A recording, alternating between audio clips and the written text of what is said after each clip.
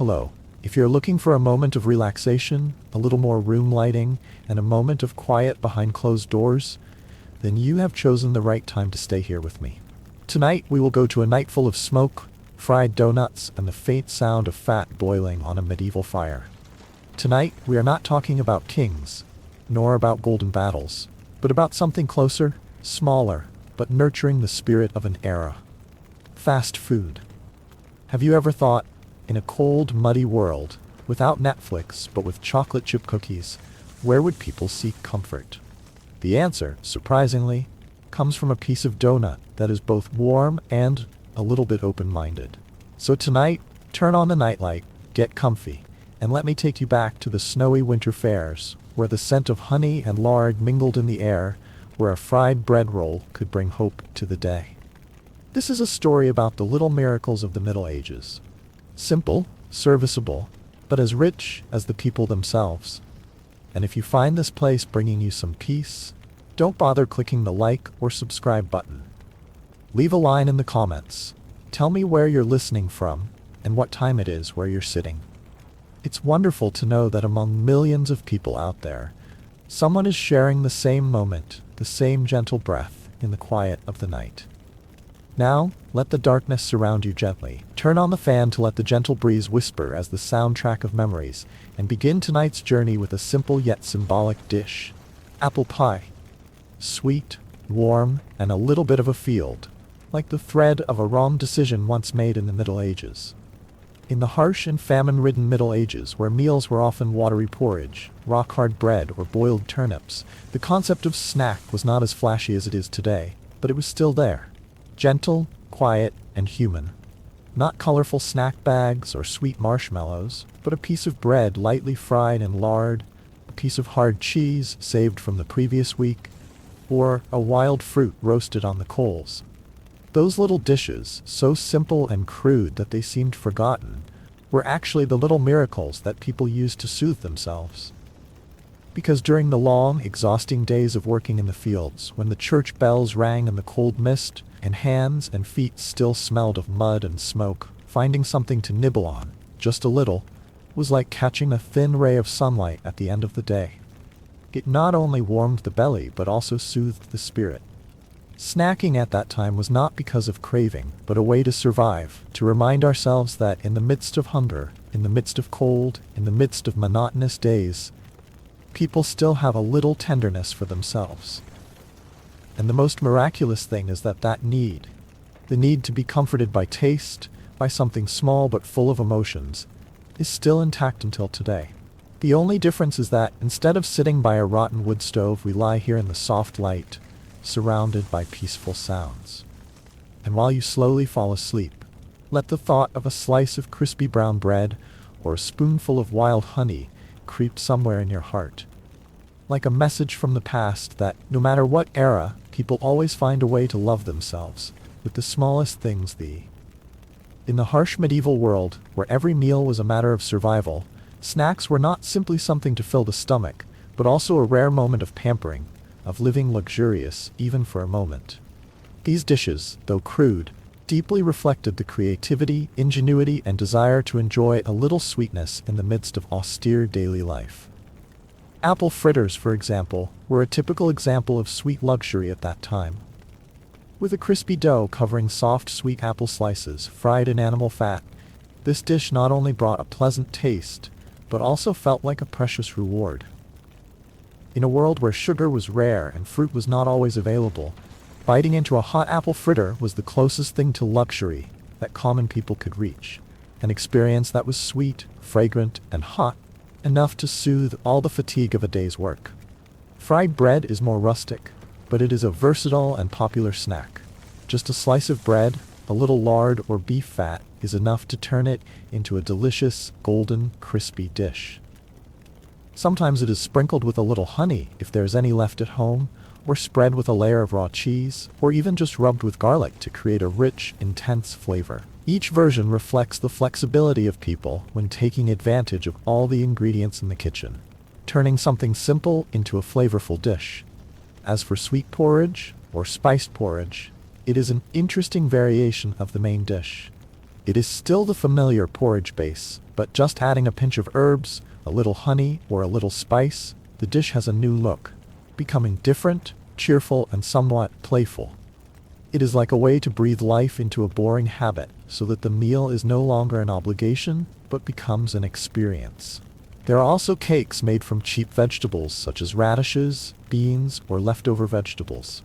They are ground, mixed, shaped into pieces, then fried or lightly baked, creating a crispy outer shell with a rich, rustic flavor inside. These cakes are a symbol of not wasting, taking advantage of everything that can be eaten and turning it into a useful snack, both economical and warm. Finally, there are fried dishes made from parts considered waste, such as animal blood, fish skin, intestines, or other organs. They may sound unappealing, but in fact, they are nutritious, cheap, and flavorful dishes. Blood can be frozen and fried, fish skin is fried as a snack, and intestines and other offal are marinated and grilled to a fragrant aroma. They reflect an enduring truth of medieval cuisine. Nothing was ever thrown away. Everything could be eaten, if you knew how to prepare it, and if you had the courage to taste it. All these snacks, though simple, speak volumes. They are testaments to the spirit of adaptation, to ingenuity in poverty, and to the desire to find small joys in the midst of hardship. Each dish, whether it be a piece of fried bread or a bowl of sweet porridge, is a relentless effort to retain a little humanity, a little sweetness, in an age when such things are as fragile as smoke. In the harsh and poor medieval world, where hunger was always lurking and food was never easy, people were forced to use creativity to the utmost to make use of every edible part of the animal, every remaining piece of raw material. Dishes such as fried pig's blood or dried and fried fish skin are clear evidence of that survival spirit. To modern people, just hearing about it is disgusting. The characteristic strong smell, the unattractive color, and the greasy feeling that is difficult to swallow. However, to ancient people it was a valuable source of protein, cheap, easy to preserve, and could warm the stomach on cold, windy days. A piece of fried blood, crispy and fragrant, brought them not only calories but also the feeling of surviving another day. And fish skin? When dried and fried thoroughly, it is not only crispy but also salty and fatty, becoming an ideal snack for long nights in the tavern. However, not all snacks had such austere appearance. Among the more affluent classes, well-to-do merchants, well-off families, or on major festivals, people could enjoy more luxurious dishes, fresh cheese, dried fruit, and nuts. The cheese was not the well-ripened or smooth kind like today, but was often fresh, slightly sour cheese, eaten with black bread or sprinkled with a little salt. Dried fruit, such as prunes, pears, or apples, was handmade by drying in the sun or lightly drying on the stove, retaining its natural sweetness and extending its shelf life. As for nuts, from chestnuts to walnuts, they were considered both fatty and luxurious, used to nibble on during leisurely conversations. These dishes did not appear every day, but were usually only seen at major festivals, fairs, or aristocratic banquets. And more than their nutritional value, they were symbols of status, of good fortune, or simply of moments when people could live as if the world were no longer heavy. A slice of cheese, a few chestnuts, a piece of dried pear, small, but in the context of that time, it carried a sense of leisure and appreciation. Especially when accompanied by wine, they were not only food, but also rewards, signs of generosity and festive joy, where people could temporarily forget their daily hardships to laugh, tell stories, and share. Whether it was a dish that made use of waste or a luxury for special occasions, each type of medieval snack reflected an aspect of society at that time, from poverty, calculation, to the desire to enjoy and a sense of community.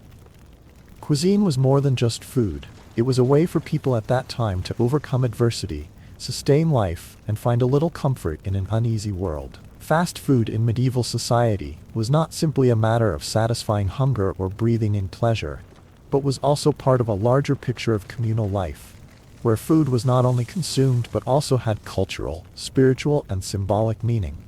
Snacks often appeared not in the solitude of individuals, but in the leisurely atmosphere of fairs, festivals, or crowded markets, where people met, exchanged, and temporarily forgot to celebrate the new year. From fried turnip cakes on summer holidays to sweet porridge on Saint's Day, each dish was closely linked to the rhythm of time in the lunar calendar cycle, like a mark for the white pillars that the whole village awaited. In a society still full of difficulties, where the majority of people lived in conditions of deprivation, snacks appeared as a small luxury, simple but precious. It is the moments of enjoying something special, whether it is just a piece of hot donut or a fragrant chestnut, that give people hope and a sense of enjoyment, something that the hard work and harshness of daily life can easily overshadow. So snacks are not just about eating, but a way for people to retain a very human part. Knowing how to enjoy, know how to look forward to, and know how to live in each small but meaningful moment. In the medieval world, where the rhythm of human life is closely linked to the quiet season, beliefs in nature, eating is not only a normal activity, but also a ritual and a symbol. Many snacks were not created randomly or arbitrarily, but were closely linked to the tools of events during the year, such as Saint's Day, the Autumn War, or Christmas. These dishes, though simple, carry a special spiritual meaning, as a link between people and the sacred things they believe in. On the occasion of the Holy Week, the preparation of sweet dishes, such as honey bread or cereal porridge with herbs, is not only for worship, but also as a way to share joy and gratitude to the community. When the harvest season comes, in the midst of hard work in the fields, crispy fried dishes from radishes or baked cakes from seeds are used as spiritual rewards, marking the end and success of a farming season. And during Christmas, one of the most spiritual times of the year, snacks such as dried fruits, fresh apricots, or roasted chestnuts are shared in a cozy atmosphere, as a blessing and affection sent to each acquaintance. Such dishes, though sometimes made of very cheap ingredients, could still climb up a sense of sacredness, because they accompanied unrepeatable moments in the year. Therefore, they not only fed the body but also the soul, making people feel that they were part of something great and cyclical, something that, in a monotonous, rainy, and deprived world, became more precious than ever. In the medieval world, where most of people's time was divided between death labor, desire, and time to deal with danger, eating quickly, seemingly simple, had a much deeper meaning. It was not just the act of smashing something for fun, but a form of small luxury, a little quiet freedom in a life full of shortcomings and harshness. A piece of bread fried in fat, a spoonful of porridge sprinkled with honey or herbs, a slice of dried apple, or a piece of hard cheese. These things may not be worth much to modern people, but for the ancients it was a moment of permission to temporarily forget the endless hunger, the bone-chilling cold, and the rigid rules that bound ordinary people's lives. It was a moment that reminded them that, within each series of austere days, there was still room for a little enjoyment, however short and small. It was these small joys that helped people retain the human part of themselves, the part that knew how to enjoy, how to hope, how to feel the beauty and deliciousness in every little thing they had. It was a testament to the spirit of not giving up, to the desire to live not only to survive, but also to feel, to enjoy, even if it was just in a small piece of food. And so snacking is not a trivial matter. It is a silent but powerful sign of resilience, of the instinct to seek light even in the darkest days of human history. In the context of medieval society, where religious beliefs strongly influenced the way people lived and thought, snacking, seemingly harmless and extremely simple, was a topic of simmering controversy. For some priests or people of the upper class, snacking was not only a purely physical act, but also had moral implications. They believed that eating outside of main meals, especially sweet or fragrant fried foods, was a manifestation of self-indulgence, a path that easily led to laziness, greed, and even moral decadence. In their eyes, moderation was a virtue, and any enjoyment beyond basic needs should be carefully examined. However, in contrast to that harsh perspective, most ordinary people approach snacks with a completely different attitude, gentle, sympathetic, and practical. For them, those small dishes are not a symbol of laziness or depravity, but a subtle form of self-consolation in the midst of long days of hardship. They are small rewards after a tiring day of work, simple sharing at the market, sparkling joy at the village festival. Rare moments when people can temporarily forget their duties and burdens, and simply live. The reality is that in a society of deprivation, injustice, and danger, people do not have many options to find happiness. Therefore, a piece of crispy honey cake, a bowl of fragrant porridge, or just a piece of cheese shared with a finger is enough to evoke a feeling of warmth. In those moments, they are not judged by class or morality, but are themselves, tired, hungry, but still smiling. Therefore, the attitude of medieval society towards snacks is a two-dimensional picture. On one side is the strictness and idealization from above. On the other side is the sympathy and need for real life from below. And although the voices of the authorities may be loud, the resilience of the small joys in the hearts of ordinary people still quietly spread, like the fragrant smell of donuts spreading in the wind, unstoppable, undeniable. It is the expression of a silent but profound resistance. People, in any era, always find ways to preserve their joy and dignity of life, even through a piece of cake. In a cold, earthy medieval world where people were constantly straining against hunger, cold, and exhausting repetitive work, a small apple donut, fragrant, crispy, hot, was not just a dish, but a fragile but genuine sign of hope. In the harsh, dense air, the presence of something sweet, even for a moment, had the power to soften the whole tiring day, as if to say to the eater, "You are still worthy of good." The donut itself was a perfect metaphor for the human realm. Hardened, submerged in boiling fat, exploded with challenges, then climbed up with sweet aroma and brilliant colors. It was proof that in the depths of extreme suffering, people still did not give up the need to be cherished, to enjoy, to live, not just to survive, but to feel alive with a sense of emotion. And so, snacking in the Middle Ages was not simply an act of survival, but a hidden expression of the belief that life, however harsh, could still have its moments of easy, warm resolution. A small donut could find the change of the world, but it was enough to keep people in that world for another day, with hope, with sweetness on the tip of their skirts, and with a small kiss in the middle of a long winter. In the harsh and pointed picture of the Middle Ages, where people lived in deep poverty, amid mud, hunger, and the annoying worries of disease or war, the seemingly small act of stealing contained a much greater and deeper meaning than simply pulling out a donut. Snacking in that context was not a luxury or an excessive pleasure as we think today, but a gentle form of resistance, a silent reinforcement against the lack and tastelessness of everyday life. A piece of fried cake, a piece of my powder, or a few dried seeds in the market not only filled the warehouse, but also a small, gentle light in the soul.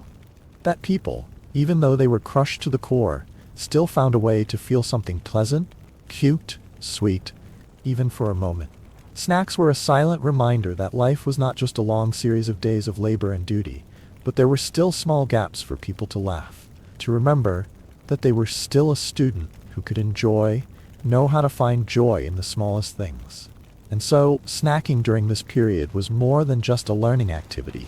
It was living proof of the enduring vitality and instinct for hope in every human being. It was a gentle yet firm affirmation. No matter how harsh the circumstances, people always found and deserved a little sweetness for themselves. The phrase, sweet, hot, and field breathing, like every right decision in the Middle Ages, may sound witty, but it has a subtle and profound meaning hidden inside. It not only describes a smart snack, like a donut filled with steaming fat, but also a vivid metaphor for the ancient way of life and the medicine of choice in an era of uncertainty and resolution. Sweet rushes to the fragrant moments of comfort and small joys, something that people at that time had to struggle to obtain in a society full of poverty, disease, and violence. Hot symbolizes life, the present moment that people always try to grasp before it passes. Like the way they try to eat a delicious dish before having to return to the bright fields, the battlefield, or endless fates. And a little exhausted is an indispensable factor in every decision of people at that time, from eating a dish of unknown cleanliness to placing one's life in choices with no way back. Every right thing in that context requires a little courage, a little fragility, a little trust, because nothing is certain. Nothing is absolutely safe. So, this saying is both humorous and profound, like a curse that turns off the entire spirit of human life during the Middle Ages. In the midst of a world full of uncertainties, they still seek out harsh moments, are willing to accept risks, and live life to the fullest with every little thing. As if that is the only thing they can do to feel like they are still human. And that is the story of small snacks in a not-so-small time, where every apple donut, every bowl of sweet porridge, or every slice of hard cheese is a silent message from the past, that no matter how harsh, people always find a way to keep a little warmth, a little joy, and a little sweetness on the tip of their tongue. In that muddy, sick, and tired world, snacking is not a frivolous act, but a quiet affirmation that I am still alive, and I still want to feel. Thank you for listening until the end. If this story brings you a little warmth, leave a comment telling me where you are listening from, and which snack in history you want to tell next time. Now, let the lights dim, the sounds drift, and if you smile a little before you fall asleep, perhaps somewhere inside you, that apple pie has just appeared. Delicious, hot, and full of hope. Good night, and see you on the next journey to other hidden corners of history, where the ordinary is often the most magical. If you are still lying in the soft darkness, the blankets wrapped around you, and the only sound is the faint whir of a fan blowing through the room, then let me take you into a story of an old world, where peace was always exchanged for suspicious glances and hidden blades behind judgments.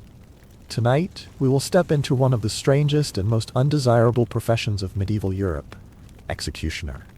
In an age when surviving the plague was an achievement, and where catching rats was considered a legitimate occupation, the job of the executioner emerged as a role both noble and cruel. The wielder of justice, but whose will was never given first. The king's most important, but whose hand no citizen would shake. The executioner was not only the one who carried out the sentence, but also the quiet shadow that carried the fear of society, a necessary but forgotten symbol. He lived among us, but was always taken out. He eats at the same table, but thinks of everyone else who raises a glass. One is never welcome, though always restored when justice needs to speak. If you are still awake and feel some part of the story gently in your mind, you can like this video and subscribe to the channel. Only if you really find this a peaceful little corner to return to every night.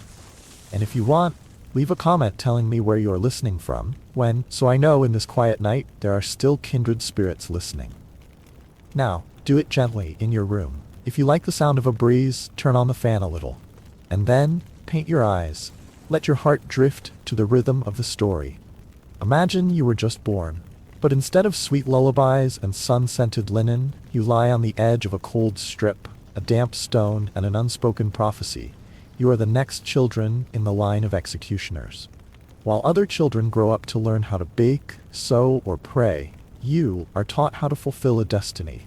No one asked you if you wanted it, but you chose some part.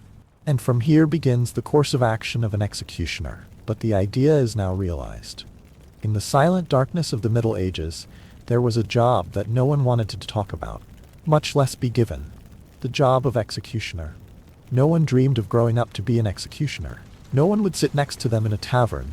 No one invited them to a wedding. It was a job associated with fear, with rejection, a necessary but forever unwelcome role. Many people did not enter the profession by choice. Some were born with a dark fate, simply because their father was an executioner. There was no choice, no career advice, only an axe, an old wooden chair, and memories that no one taught them how to forget. Others entered the profession because they had committed crimes, and were spared on the condition that they become the hands of the law. They did not choose the fate of others, but were forced to live with their own choices, in silence. And so, in a world that values honor and community, they become marginalized shadows. Despite holding the most terrible power, the power to take life, they are not allowed to live as part of society. No one wants to be near them. No one trusts them. They go to church alone, eat alone, die without a tear. But perhaps the most heartbreaking thing is not the hatred of the world, but when they themselves begin to believe they deserve it. That rejection is part of the price to pay. That solitude is the only safe haven. On long nights when all the noise is quiet, only the wind rustles through the cold roof. The hands that once swung the axe tremble not with fear, but with emptiness. And so, In a silent world, the executioner walks like a forgotten man, both a symbol of justice and a testament to the ultimate loneliness, a life that few people understand and even fewer want to remember. But tonight, I will not let them disappear in silence. I will tell that story, softly, quietly, like a lullaby, for the souls that have never slept in peace. In the cold and prejudiced world of the Middle Ages, executioners not only shouldered the burden of execution, they also shouldered the isolation that society placed on them, as heavy as the axe they wielded. Whether they were the ones who carried out justice, carrying out the orders of kings or courts, they were never considered clean. In the eyes of the villagers, they were the ones who carried the smell of death, the shadows that quietly walked the margins of life, that no one wanted to see, no one wanted to be near. They and their families were forever relegated to a hidden corner of society. They were not allowed to set foot in the church, where everyone else went to pray and atone for their sins. When they die, their bodies are not allowed to rest beside their ancestors, because the usual cemetery is not for such people. They exist as outsiders, necessary but rejected. It is as if the impurity attached to them is contagious, spreading to their wives and children, who are forbidden to marry anyone outside the circle of those destined for the same fate. No one chooses to be an executioner. But once they don the mantle, they not only lose their freedom, they lose the chance to love normally. In a world that values dignity and faith, they are a testament to a harsh truth. Sometimes it is the keepers of order who live in the most chaos and loneliness. And at night, when everything is quiet, perhaps the only thing left for them is not the screams or the sound of swords, but a feeling of emptiness that quietly seeps into their flesh. Like a sentence that will never be forgiven. The price of a strike is not only the blood that splashes on the hand, but also the silent cut that marks the soul of the person holding the axe. Whether carrying out orders, whether being the one entrusted with the power to punish in the name of justice, an executioner is still human, with emotions, with conscience, with long sleepless nights when all the noise outside has quieted down, leaving only the echoes of his heart. It is not uncommon for people who once held this title to fall into a state of extreme stress, inner crisis to the point of prolonged insomnia, panic, and depression. They struggle between reason and emotion. On one side is responsibility, the law; on the other side is the image of the faces they last saw, trembling, pleading, or sometimes with hauntingly silent eyes. To survive each day, some people turn to alcohol, turn to drugs, not for fun, but to forget, to extinguish the feeling of guilt, or at least to temporarily silence it.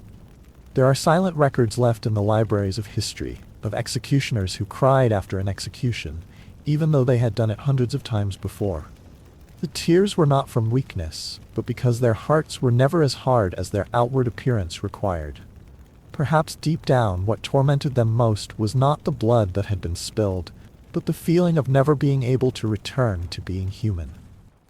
They had crossed a line that many never wanted to cross. And standing alone in the darkness, with no more beating of the execution drums, no more watching eyes, they were left with only themselves, and the silent souls they had sent off to the other side.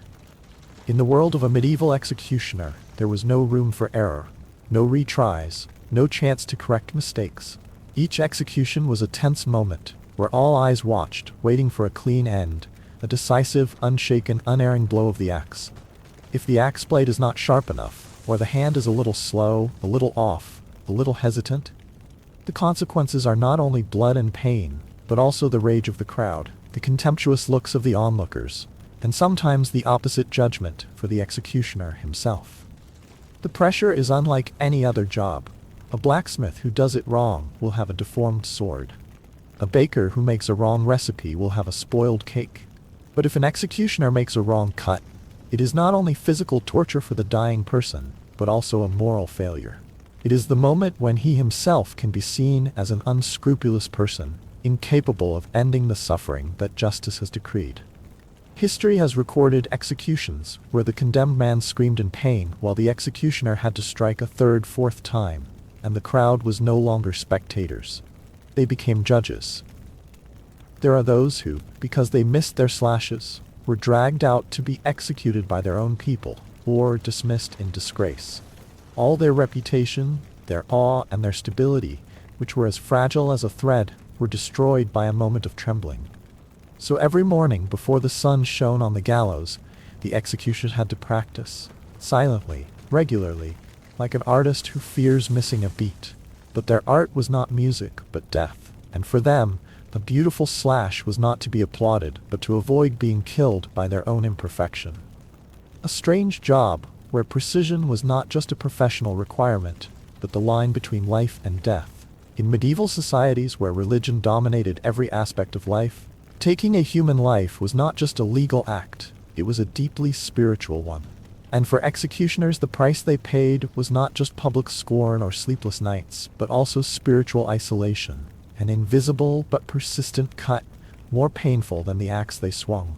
The church of the time, with its near absolute power, considered killing, even carrying out a sentence, a sin. Executioners, therefore, were not seen as enforcers of justice, but as professional sinners, living on the fringes of salvation. Whether they killed on the orders of kings or judges, their hands were still stained with blood in the eyes of the clergy. And that blood, according to the teachings of the time, was enough to prevent them from entering a church, kneeling in prayer, or receiving a blessing. Some priests even refused to baptize them, or to allow them to be buried in a holy cemetery.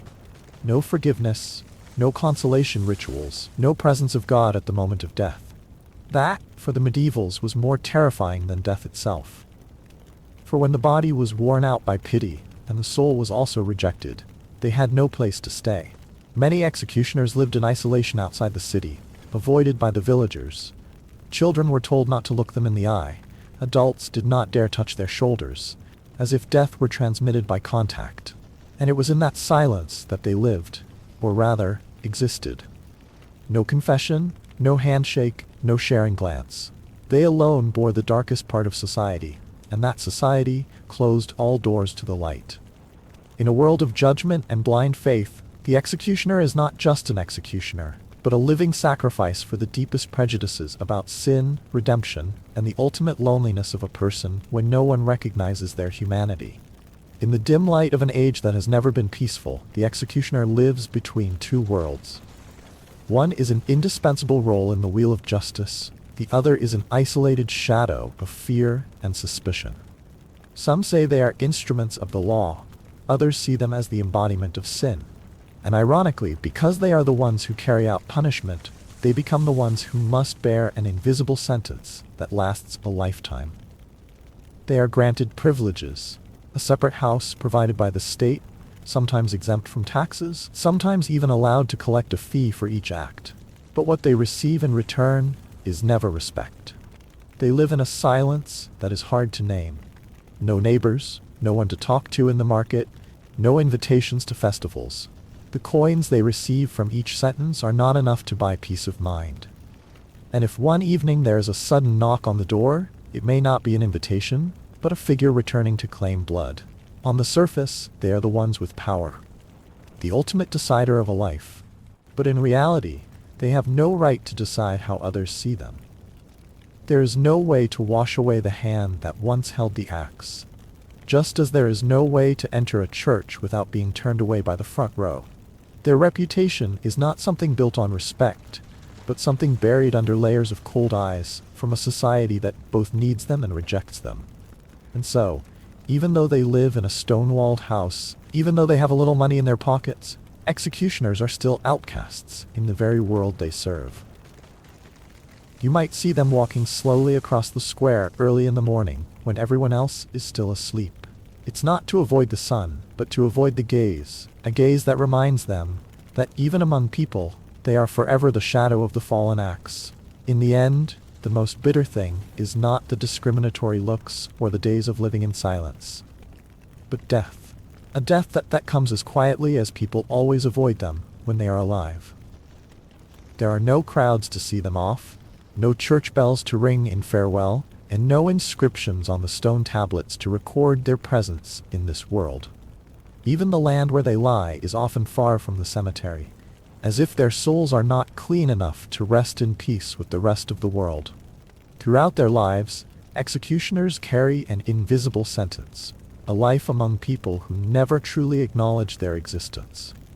And when they close their eyes, it is the silence of death that says it all. No one remembers their name, no one visits them. As if they were never a part of the community they once served with precise slashes and hands that never tremble. For some, death is an opportunity to look back, to be remembered. But for the executioner, death is just a continuation of oblivion.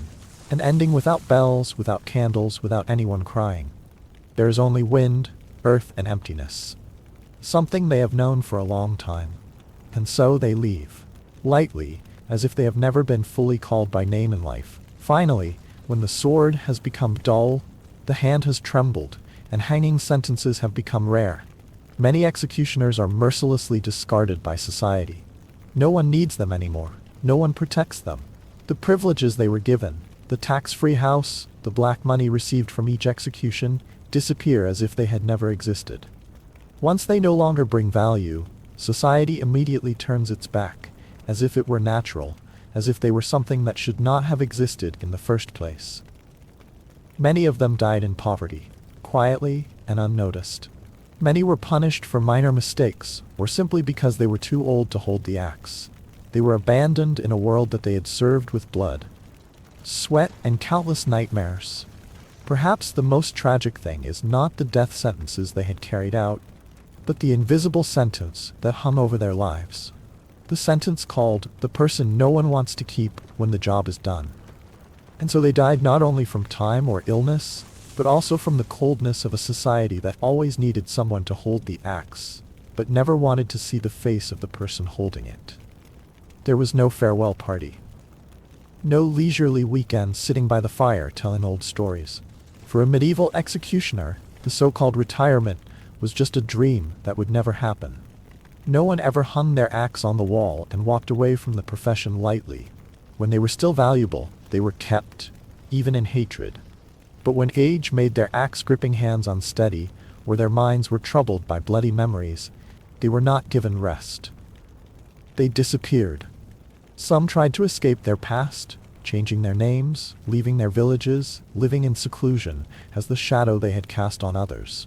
But such evasions were rarely successful, because society did not forget easily. Some were hunted down by villagers because of old grudges. Some were pushed aside by the very people who paid them, as if they were an indelible stain. Some simply died, in poverty, alone, with no one to light a candle for them. And so, if anyone asked what the end of an executioner's life was, the answer would probably be silence. A nameless departure, without farewells, without a trace, as if they had never existed. But in fact they had existed, as a dark but indispensable part of society, a part that everyone needed but no one dared to admit. In the modern world, we have moved away from guillotines and execution squares, but there are still essential jobs that society rarely wants to acknowledge or appreciate. There are people who silently keep the city clean every morning, before the rest of the world wakes up. Garbage collectors, public toilet cleaners, or medical waste workers. They are not celebrated, not praised, but without them, life would quickly fall into chaos. Like the executioner of old, they do the things that others do not want to do. They touch what others want to forget. And even though they do not wield axes or wear hoods, they are often avoided, despised, or simply invisible, as if the less they are mentioned, the more comfortable society feels. But it is precisely these dirty and lowly professions that are the silent foundation that allows everything else to function properly. They are not allowed to appear on stage, but without them, the curtain would never open. So as we look back to the past to understand the loneliness of an executioner, perhaps we should also look to the present, to see that there are still many people living in quiet, noble roles, and deserving of gratitude, rather than avoidance. The final question, seemingly gentle but resonating deeply in the hearts of the listeners. Who is really the bad guy? The person doing the dirty work, or a society so clean that it is indifferent? When looking at the past, we easily criticize the executioner for the cruelty of his actions. But it is society that handed him the axe, then turned its back so as not to see the consequences. They carried out a sentence that the majority agreed on, but only they had to bear the disgust. And in the present, it is repeated, just in a different form. The cleaners, the garbage collectors, the people who do the jobs that no one else wants to do, they are looked down upon, even though they are the reason why the city is clean every day. So is the dirt in the work, or in the lack of empathy of a society that only knows how to turn a blind eye. That question is not just to conclude a story. It is a small mirror, reflecting on how we are looking at others and at ourselves. When the night falls and the story closes, we look back at the figure of the executioner as a sad symbol of the dark side of medieval society, where justice is carried out with a cold axe, and the law is always one step ahead of compassion. In a world where the survival of order is traded for fear and public death, the executioner is not only an instrument of the law, but also the face that society attaches to everything it does not want to acknowledge: violence, cruelty, and collective complicity. He does not choose his role, but he must play it well, not allowing mistakes, not allowing emotions, not allowing the axe to stray from its path. And then, when the last torch is extinguished, his existence is extinguished too. No grave, no memorial, no name. That price, whether it is free housing or high income, is never enough to compensate for the extreme loneliness, being shunned in life, forgotten in death. And it is from there, from the void left by those who do dirty work, that the executioner's story becomes a reminder that history is not only light, but also darkness. And in that darkness there are people, dreams, sins, and things that have never been forgiven. The job of the executioner, seemingly the embodiment of cruelty, actually exposes a profound paradox. In an unforgiving society, where the law is harshly translated into punishment, the one who ultimately suffers the consequences is not the criminal, but the one who carries out the punishment. In the chain that extends from power, judgment to punishment, the executioner is the last link, where all the disgust, fear, and guilt of the whole society converges. They are not the ones who decide who lives and who dies, but they are the ones who hold the axe, and thus become the symbol of a cold justice, whether they like it or not. The price to pay is not in the bloodshed, but in being erased from humanity, being excluded from the community, forever carrying a stain that they themselves cannot wash away. And perhaps it is in the place that people call cruelty that we see most clearly the true cost of a society that knows no mercy. Not everyone has the right to choose their own life. There are people who are born not to live in the light, but to exist in the darkness, while others silently turn their backs. The medieval executioner is a typical example. He did not choose that path, but society, prejudice, and family blood pushed him into that role. When the whole community built the gallows to keep order, someone had to tie the rope. And that person, instead of being thanked, was shunned, cursed, as if he were the cause of all the suffering. Such is the tragedy of people who have no choice, but are still forced to shoulder the heaviest, dirtiest, and sometimes most necessary part of society. Those people, despite their infamous names, continue to live, continue to do what must be done, and silently sacrifice their own purity to maintain the false cleanliness that society demands. And if we could stop and look closely into their eyes, perhaps we would see not cold indifference, but a deep, very human sadness. A sadness of those who were not chosen to be heroes, but could not refuse the role of villains. And because of that, they deserve to be looked at with sympathy, not because of what they did, but because they were not chosen. And so, as the lights dimmed, the story of the medieval executioner also closed with a quiet sigh. Not because we praise them, nor to justify the gruesome actions they performed, but to remind that behind every sentence, every sword, every execution drum that resounds in the square, there is always a person carrying on his shoulders a part of the darkness that society refuses to acknowledge. The price of justice is paid not only in the sweat and blood of the guilty, but also in the isolation, obsession, and sadness of the one who carries it out. In a world where everything is so clearly divided into black and white, perhaps it is those who live forever in the gray area, not choosing their role, but still having to live it fully, who are the clearest mirrors of the true nature of society. So before you go to sleep, if you can forgive someone who has made a mistake, or at least understand someone who has been forced into a role they did not want, then tonight's story is not just a journey into the past, but also a return to compassion. Good night, and I hope tomorrow morning you wake up with a slightly more open heart. If you are still lying in the soft darkness, the blanket has wrapped around your body, and the only sound is the fan blowing gently through the room, then let me continue to take you on a story to explore something that seems very normal, but is very strange. Sleep. Not the kind with high pillows and warm night lights that you are familiar with, but the sleep of people who lived hundreds of years ago, in a world without electricity, without telephones, and certainly without alarm clocks. Before we begin, if you feel like this is a place where you can relax your mind, please subscribe and let me know where you're listening from and what time it is. There's something so comforting about knowing that somewhere in the world someone else is quietly preparing to fall asleep, just like you are right now. Now, you can dim the lights in the room a little, turn on the fan if you have one. Let the breeze carry the steady sound of the night breathing. And then, let me tell you a little secret from the past. Before we had nightlights, TikTok, or online sleep experts, people slept differently. Not in one long, uninterrupted sleep. Rather, they slept in a broken rhythm, what they called biphasic sleep. After the sun set, they went to bed early and slept soundly for the first few hours. But then, in the middle of the night, they woke up, not out of anxiety or nightmares, but because it was completely natural. During those 1 to 2 hours of wakefulness, they did very human things. Prayed, recited scriptures, cooked, tended to pets, or simply sat in the dark and listened to the wind blowing through the roof. Some chose to chat with their spouses, some sought solitude for themselves. Then they continued to sleep for a second, deeper, longer sleep, until dawn. It sounds strange, but also poetic, right? A rhythm of life set by the breath of nature. Not rushed. Not rushed. And who knows, as you gain a better understanding of how the ancients fell asleep, you might find yourself feeling a little more at ease with yourself. There's no need to fall asleep right away. There's no need to get it right. Just relax. Just listen to the story, and let the night slowly embrace you.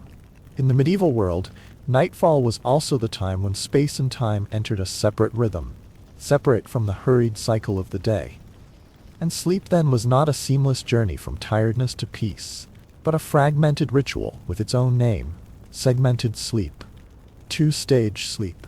Far from the modern lifestyle, where people try to force themselves to sleep continuously for 7 or 8 hours, the medieval people considered dividing sleep into 2 parts completely natural, even obvious to the point of no question. They usually went to bed early, right after the sunset.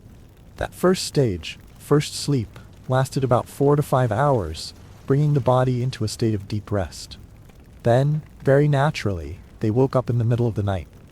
Not because of anxiety or insomnia, but because the body was used to that cycle. During the 1 to 2 hours of wakefulness, people did things that modern lighting has made us forget. They prayed in silence, read scripture by candlelight, checked on their pets, cooked a light meal, sewed, or simply sat and talked with their loved ones. Soft, deep conversations in a world that was no longer noisy. Even for couples, the silence between sleep was the most private time for closeness with each other. A gentle intimacy surrounded by darkness, warmth, and silence. It was a rhythm that the medievals did not consider pathological, but on the contrary, a balanced part of life. The night was divided into 2 beats like an ancient piece of music, with a pause between the opening and the chorus, making the whole night a living entity, breathing, pausing, and continuing. And because of that, medieval sleep was not just a place of rest, but also an open space for meditation, spiritual connection, and nurturing human relationships. Something that, in the glare of modernity, we have sometimes long lost. For a peasant living in medieval Europe, the concept of a comfortable bed, as we think of it today, was almost a luxury. Their bed was not a place to relax, but simply a place to rest, simply called a pallet. A layer of dry straw spread on the ground. There were no sheets, no spring mattresses, and no soft pillows, just straw, an old cloth if you were lucky, and a body already exhausted from a day of work in the fields. To keep warm in the encroaching cold of the night, people often did not change out of their pajamas. Instead, they fall asleep in the same work clothes they've been wearing all day, dirty, smelly, and dusty. But that's not the most uncomfortable part. Because you don't sleep alone. There's no concept of a private room, let alone personal space. In a small, single-room wooden house, the whole family sleeps close together. Parents, children, and sometimes grandparents. And not just humans, four-legged creatures are present too. Chickens, pigs, and dogs, reluctant bedfellows, sleep in the same space to keep warm, but also because there's nowhere else to put them. On a cold winter night, the warm breath of an animal is sometimes the only thing that keeps you from shivering from the cold. But along with that comes the snoring, the clucking of chickens, the panting of pigs, and the stench of bodies that have never really been washed. Peasants' sleep was never private, never clean, and never comfortable. Yet, in such harsh conditions, they found ways to rest, to prolong their lives through the days, through the winters, through the years of nameless hardship. Perhaps it was not the bed that kept them going, but the hope of a less strenuous tomorrow. In stark contrast to the simple straw pallets of the peasants, the beds of the medieval aristocracy were the most visible symbols of class and power. In large rooms, often heated by coal or stone fireplaces, the bed was more than just a place to sleep. It was an important part of the family fortune, almost sacred, displayed as a treasure, and sometimes passed down through the generations as if it were part of the family bloodline. These beds were often crafted from rare oak or walnut, with large, sturdy frames, so high off the ground that you had to use a small stool to climb up. On top of the frames were thick mattresses, stuffed with goose or swan feathers, materials that only the wealthy dared to use, not only because of their softness, but also because they symbolized luxury. The canopy, often made of silk or heavy velvet, was not only a warmth-keeping device, but also a symbol, a screen separating the chaotic outside world from the noble peace of a high-class sleep. The aristocratic bed also carried a personal touch. The bedposts or covers could be embroidered with family crests, religious symbols, or intricate patterns that craftsmen spent months perfecting.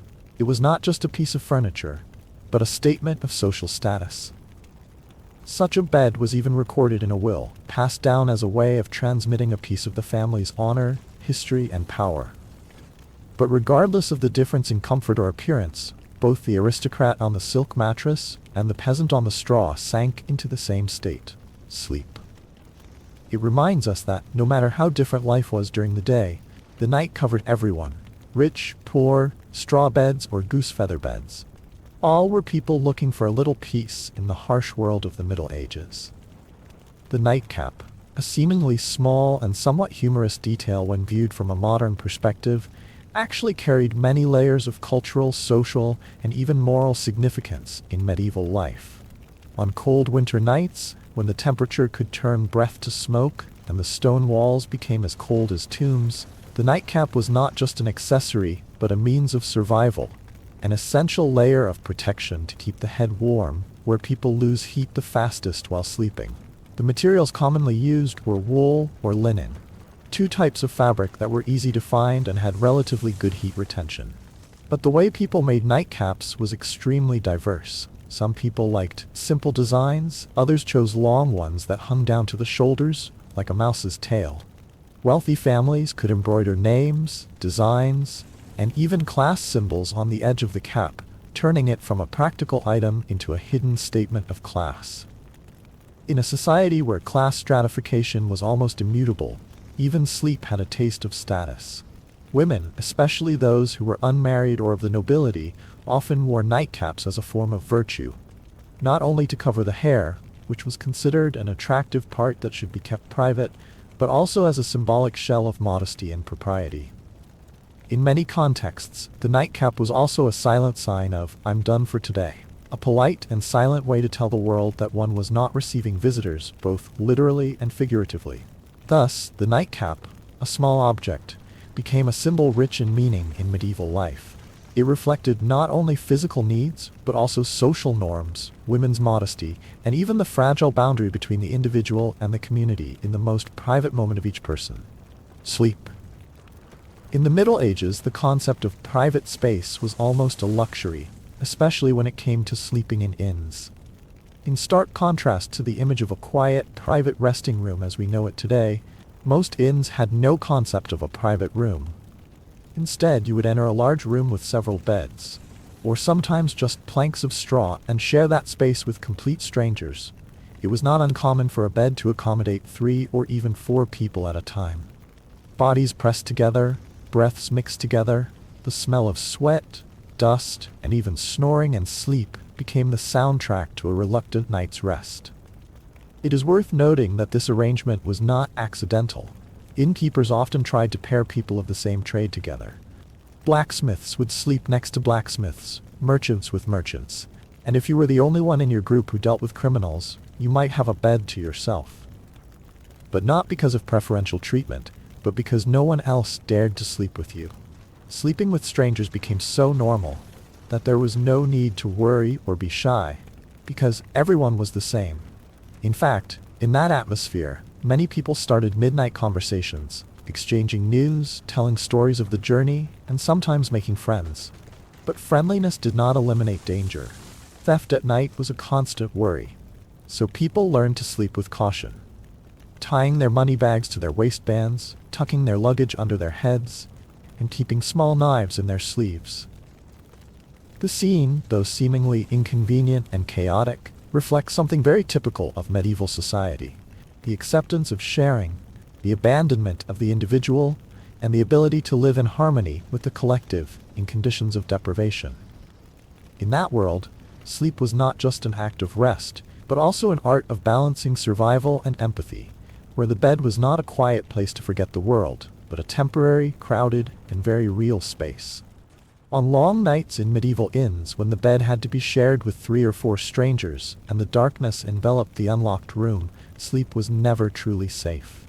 Losing things was not a distant danger, but a nightly worry. That is why travelers, from merchants to soldiers, developed their own, very instinctive, practical, and ingenious ways of preventing theft that became a habit of survival. They often tie their money bags tightly to their bodies, hide them inside their thick shirts, or tuck them into the backs of their pants, where their hands can feel every strange movement in their fitful sleep. Sometimes, the bag is no longer simply a money holder, but becomes a part of their bodies, something they cannot separate from, even in their dreams. Others choose a simpler but equally effective way: sleeping on top of their luggage. Cloth sacks, leather bags containing belongings, or even sweaty belts are placed under their backs, under their heads, like a rough pillow, both for lying down and for guarding. They sleep on their possessions as if each object were an extension of their bodies, because on nights when the doors are unlocked and there are no rules, just a little carelessness can mean losing their entire fortune.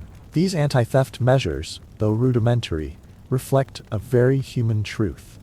Even in the most deprived and unsafe conditions, people still seek to protect what belongs to them, with all the alertness, flexibility, and a bit of skepticism that is always quietly associated with the life of a traveler. In the darkness of the ancient world, sleep was never completely rest. It was always a mixture of relaxation and vigilance, between the softness and the coldness of survival. In the Middle Ages, when nightfall brought not only darkness, but also deep uncertainty about life and death, sleep was not simply a biological activity. It was seen as a fragile journey, where the soul temporarily left the body, and no one could be sure that they would wake up the next morning. With that awareness, people of that time learned to prepare for sleep like they prepared for death, with prayer. For them, sleep was a fragile border, a brief silence between presence and absence, between life and death. Therefore, praying before going to sleep became an important ritual, almost indispensable, especially in times when plagues were rampant, wars were lurking, and disasters occurred as an inevitable part of life. People often repeat prayers that have been passed down from generation to generation, perhaps sincere repentance for the mistakes of the day, or petitions to God and his guardian saints to guard their souls at night. Some prayers are tailored to the occasion, to ward off evil spirits, to ward off illness, or simply to wish for a dreamless and peaceful sleep. Children are taught from a young age to clasp their hands, bow their heads, and whisper prayers every night, as part of their daily routine, but also as a way to instill faith. They believe that guardian angels hover over their beds, guarding their sleep from invisible evils. In the flickering candlelight, in the cold of the room, Faith becomes an invisible blanket that wraps people from the darkness not only outside the window, but also in their souls. In modern times, we often forget that fragile feeling. But for medieval people, going to sleep was never a trivial act. It was a moment of reconciliation between the trembling of human existence and the fragile belief in something greater than oneself. And in that harsh world, perhaps it was their late-night prayers that kept them alive, at least in their souls. In the Middle Ages, when people lived in a world full of inexplicable things, dreams were not simply unconscious repetitions of memories or thoughts from the day. In their minds, each dream was a window into the world of gods and demons, a land where sacred or terrifying messages were sent through the mists of the night. People believed that some dreams did not come from themselves, but were the voice of God, warnings, guidance, or revelations of fate. Sometimes in a dream, a saint would appear with advice, or a sign would repeat itself like an echo. With this belief, dreams became an indispensable part of spiritual life. But like all gifts from heaven, dreams carried with them the danger of coming from hell. Worldly temptations, strange visions, or mental disturbances can be attributed to the hand of the devil, someone who is trying to entice the soul away from the right path. Dreams are also seen as a mirror reflecting the sins hidden in the soul. If someone often dreams of snakes, fire, or running away from something scary, it may be a manifestation of moral insecurity, a reminder that they have not yet fully atoned for their mistakes. That is why it is not uncommon in monasteries and seminaries to see monks secretly recording their dreams, trying to decipher each detail as if searching for metaphorical meaning in an ancient language world. Manuscripts of that period are full of strange stories about dreams, where a saint warns of an impending plague, where a monk sees his soul ascend to heaven after repentance. Medieval literature, especially religious and mythological works, is full of symbolic dream details. People tell of dreams that can save a soul, change the fate of an entire family, or simply illuminate something that no one dares to say out loud during the day. In an age where the line between reality and dream, between the sacred and the profane, is still too fragile, dreams are not just something that happens during sleep. They are an extension of spiritual life, where people converse with the invisible world in a vague but meaningful language. And even though no one knows for sure what lies behind the door of their dreams, they still listen quietly, because who knows, it might be a whisper from their own fate. In the simple houses of medieval peasants, where every wall is a draft and every winter is a challenge for survival, sleep is not a luxurious rest, but a silent battle with the cold that seeps into every piece of wood and every crack of straw. And in that war, the closest and most loyal ally was not the fireplace, but the pets that lived under the same roof. It was not because they loved their pets so much that they hugged them to sleep, nor was it because of sentimentality or attachment as we think of pets in modern times. It was simply the most effective way to keep warm. In a small house with only one room, people and animals, adults, children, dogs, chickens, even pigs, lay close together on the dry straw floor. The warmth radiating from their living bodies was the only natural bedding they had. A dog curled up at their feet, a pig next to their hips, all of them forming a community that slept together without distinction or boundaries. For the richer classes, the presence of pets in their sleep had a different color.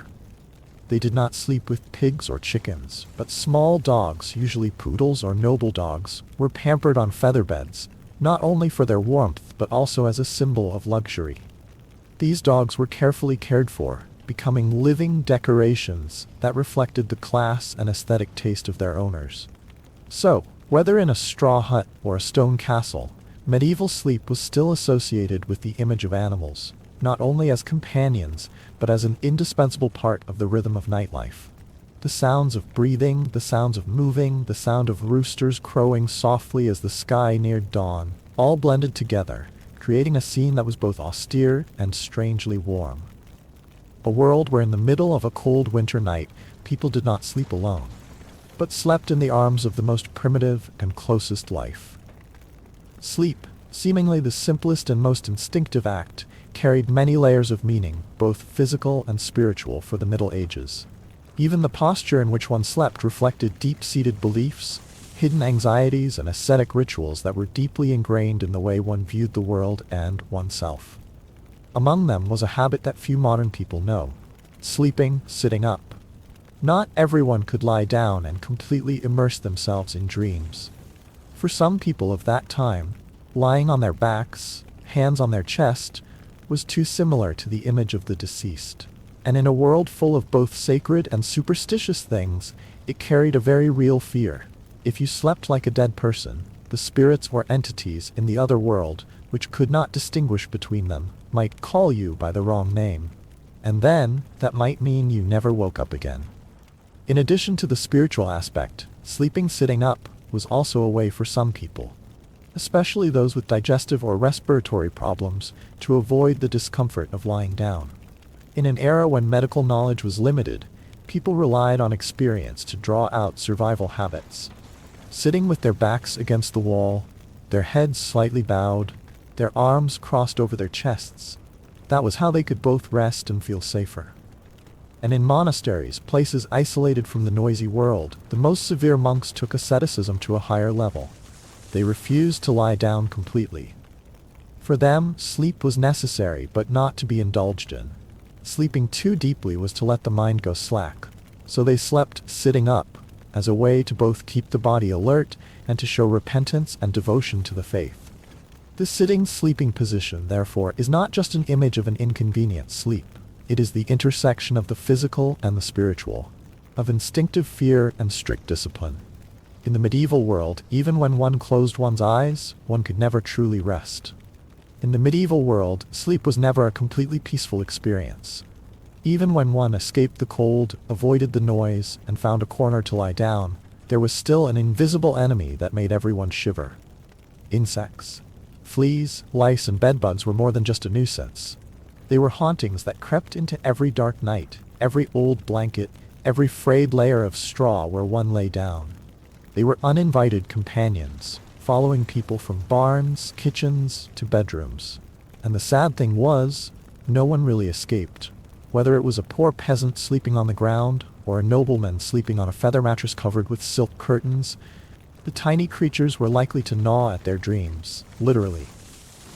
Without flashlights or bug spray, medieval people had to rely on traditional methods of protection, burning aromatic herbs like mugwort and rosemary, and placing garlic or onions under their pillows to ward them off. The scents might sting the eyes, but they were the only weapons they had to keep the unwelcome parasites at bay. Even the nobility, who lived in stone castles and canopied beds, were no exception. Their beds were more luxurious, their mattresses thicker. Their curtains hung in more layers, but that also made them ideal environments for the insects to hide. They had the privilege of hiring servants dedicated to removing lice. These servants, with thick combs in their hands and eyes as sharp as needles, worked as if they were hunting ghosts, except that their enemies were much smaller and harder to see. So while we today complain about the noise of cars on the street or the light from our phones, the medievals fought a silent and itchy war every night. Sleep, then, was not simply a journey to dreamland, but a silent battle to protect the body from small but powerful creatures. And as long as they woke up the next morning without finding their wrists gnawed, they considered it a successful night. In the Middle Ages, sleep was not only a time of rest, but also a fragile space between life and death, especially for soldiers. In times of war or during sieges, soldiers were never allowed to completely relax their guard. They were not allowed to trust in the peace of the night, not allowed to give themselves completely to sleep, because the price of a moment of carelessness could be their lives. And so they slept in a strange position, both tired and tense, with their armor still on.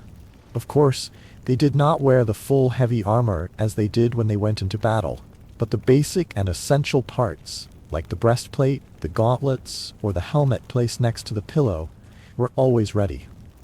This was not to show off their majesty, but simply to survive. In a besieged fortress, in a barracks far from the village, the strangest sound at night was never the wind.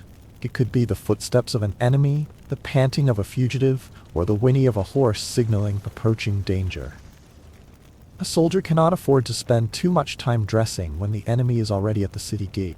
Of course, sleeping in armor is not comfortable. The metal scraps against the ribs make the back ache, and sleep is broken up by tingling pains like needles. They do not lie down comfortably like civilians, do not roll over and over to find a comfortable position. Each position must be calculated so that, if awakened by the alarm, they can jump up and fight in just a few seconds. And in such conditions, sleep becomes no longer a state of relaxation, but a tense rest stop between two battles. It is both a biological need and a mental guard. For a soldier, being able to sleep for a few hours without being attacked is already a blessing. And the price of keeping that luck sometimes simply means not taking off the armor. Their sleep, therefore, becomes a testament to the spirit of sacrifice and survival in an era where the boundary between peaceful night and chaotic day can be erased with just a trumpet call. During the Middle Ages, sleepwalking was not just a physiological oddity as we understand it today, but was also viewed through the lens of religion, superstition, and spiritual fear. When a person suddenly got out of bed at night, eyes still closed, body moving silently through the darkness, it was no longer simply sleepwalking to the people of the time. It was a sign that some force was taking over their body. Sleepwalking was believed to be the result of the soul leaving the body. Or worse, a manifestation of demonic possession. In closed Catholic communities, any behavior that went beyond the normal could be attributed to demonic intervention. And in the dark of night, when faith and fear were mixed, the sight of a child climbing onto the roof or opening an unlocked door while still asleep could shake the entire family. Not only was it dangerous, it was also seen as a warning from God, or a sign that some darkness was lurking around the house. To avoid this, some families took drastic measures. People with a history of sleepwalking were often tied to their beds or locked in their rooms at night. In some places, ashes were sprinkled or holy objects were placed next to them to keep the soul in the body. Special prayers were taught to children before bed as a protective charm, hoping for a peaceful night, and that the soul would not be pulled out of the body while they slept. The story of sleepwalking in the Middle Ages is a delicate slice of mythology and psychology. It shows that people of that time lived in a world where dreams, sleep, and unconscious phenomena did not belong to medicine, but to the afterlife. They did not need to understand the causes thoroughly. They just had to believe that there were things that happened in the dark that could not be explained by the light of day. And so a sleepwalker, though harmless in modern terms, could be a great fear, both sacred and chilling, in an age when understanding of the human self was still shrouded in the darkness of mystical belief. When darkness fell and the world was plunged into a thick blanket of night, sleep did not mean absolute silence, at least not in the Middle Ages. Instead of the silence we might expect on a normal night, the night scene was a chaotic cacophony of all kinds of sounds. Church bells tolling to signal the sacred hour, thunder rumbling through the thatched roofs, pigs squealing, dogs barking from the neighboring stables, and sometimes the hooves of soldiers or enemies approaching the village in the darkness. There were no soundproof windows, no solid concrete walls, or thick curtains. Medieval people slept in open rooms where sound filtered freely through cracks in doors, roof tiles, and wooden walls. A sudden rooster crow was enough to wake the whole house. But the strange thing is, they slept well. And slept well. Their sleep was an acceptance, a survival reflex in a world that was never truly silent. Just as soldiers learned to close their eyes amid gunfire, medieval people learned the art of falling asleep amid cacophony. In some ways, it was an admirable ability. While modern humans are easily awakened by the slightest buzz of a telephone, our ancestors lived amid uninvited nocturnal symphonies, and still greeted the next morning as if nothing had happened. It was not just a physical toughness, but a profound reflection on how we live. When you can't control your environment, you learn to adjust to it. And sometimes, to find sleep, people just need to accept that quiet is not a condition, but a rare reward in this constantly moving and noisy world. In the Middle Ages, sleep was more than a biological act. It was a spiritual ritual, the only moment of the day when people could temporarily escape the harsh realities that surrounded them. In the midst of the hardships of life, when hunger, war, plague, and constant fear lurked behind every flimsy wooden door, lying down, whether on a rough pile of straw or in a luxurious canopy bed, was a rare moment when people returned to themselves. Sleep was, in a sense, a nightly trial of death. A surrender of consciousness, a complete loss of control over the outside world. Hence, fervent prayers before going to bed were not uncommon, as if they were telling their souls to be ready, since no one was sure that they would wake up the next morning. But alongside that sacredness were very earthly battles, fighting the lice that bit through their clothes, the cold that seeped into every crack in the wood, and the menacing sounds that echoed from the distant fields. Yet in that very moment, people were liberated. Sleep was where they no longer had to plow, no longer had to bow their heads, no longer had to be soldiers, servants, or hunted. They were human, complete and equal, if only for a few hours. It was the only time they did not have to think about tomorrow's food, did not have to remember the dead, did not have to worry whether war had reached their village's doorstep. In that long medieval night, sleep was the fragile bridge between a tired body and fragile hope. It was where people retreated, not because they were weak, but to recover, to be able to live on. And so sleep is not just a need, but a small, quiet miracle that happens every night. Silent, but essential. Instinctive, but also full of soul. And so, when the night closes after those seemingly strange habits, we suddenly realize the medieval people did not sleep just to rest, but to fully live the other half of the world. The world of darkness, of silence, of private moments that cannot be reached during the day. In an age lacking in convenience but full of connection, lacking in light but not lacking in meaning, sleep becomes a ritual that is both sacred and practical, where people do not just close their eyes, but open their hearts to God, to their loved ones, and to the very fear that lurks outside the door every night. Perhaps what made medieval sleep different was not that they slept on straw, wore armor while napping, or shared a bed with strangers, but that they accepted the night as an important part of life, not just a gap to be overcome. In a world that is increasingly bright and noisy, sometimes we yearn to return to that primitive tranquility, where sleep is not measured by depth, hours, or tracking apps, but by the feeling of being protected, of being calm, of being ourselves. And if you are reading these last lines with the lights in the room dimmed, maybe somewhere inside you is also gently opening the door to a gentle night of sleep, just like the people of the Middle Ages did. Peaceful, so quietly and meaningful. When you have quieted your mind in the gentle darkness, your dreams are dragging you too far. Let me continue to take you to life in the heart of the Roman Empire. Not in the halo of a senator, or in the red robes of an emperor, crowned with golden laurels, soaking in a white marble bath. No, tonight you are not Julius Caesar. You're just a regular person, unprepared, thrown headfirst into a world of leather slippers, sewage, and government-sponsored crucifixions. So before you sink completely into your pillows, take a second to like the video and subscribe to the channel, but only if you really enjoy the stories I tell here. And feel free to leave a comment telling me where you're listening from and what time it is where you are. It's always interesting to see who's joining me from all over the world. Now dim the lights, maybe turn on a fan to create a soft background noise like the night breeze. We're going to embark on a strange journey together tonight. You open your eyes, and the first thing you hear is not birdsong, but screams, roosters crowing, and babies crying from somewhere down the hall. Congratulations, you've just woken up in an insula, a Roman island, the ancient version of an apartment building. Think of it as a high-rise death trap, built of dust, prayers, and very risky architecture. You're probably on the 3rd floor, or even the 4th, and that's not good news. Because the higher you go, the poorer the tenants are, and the more likely the ceiling is to collapse on your head because someone knocked over a jug of olive oil. In the medieval world of prejudice and harsh lines between right and wrong, there was a profession that was unloved, undesired, and almost never forgiven. That of the executioner. It was not a choice one entered voluntarily, but a vocation tied to fate, to blood, or to a sin that could not be atoned for by any other punishment.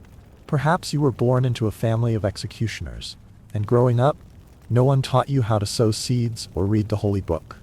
Only your father, with an axe in hand, taught you how to strike cleanly and decisively. Or worse, you committed a crime, and in exchange for your life, you agreed to become the one who ended the lives of others. Ironically, while your hands held justice, your heart was locked in isolation.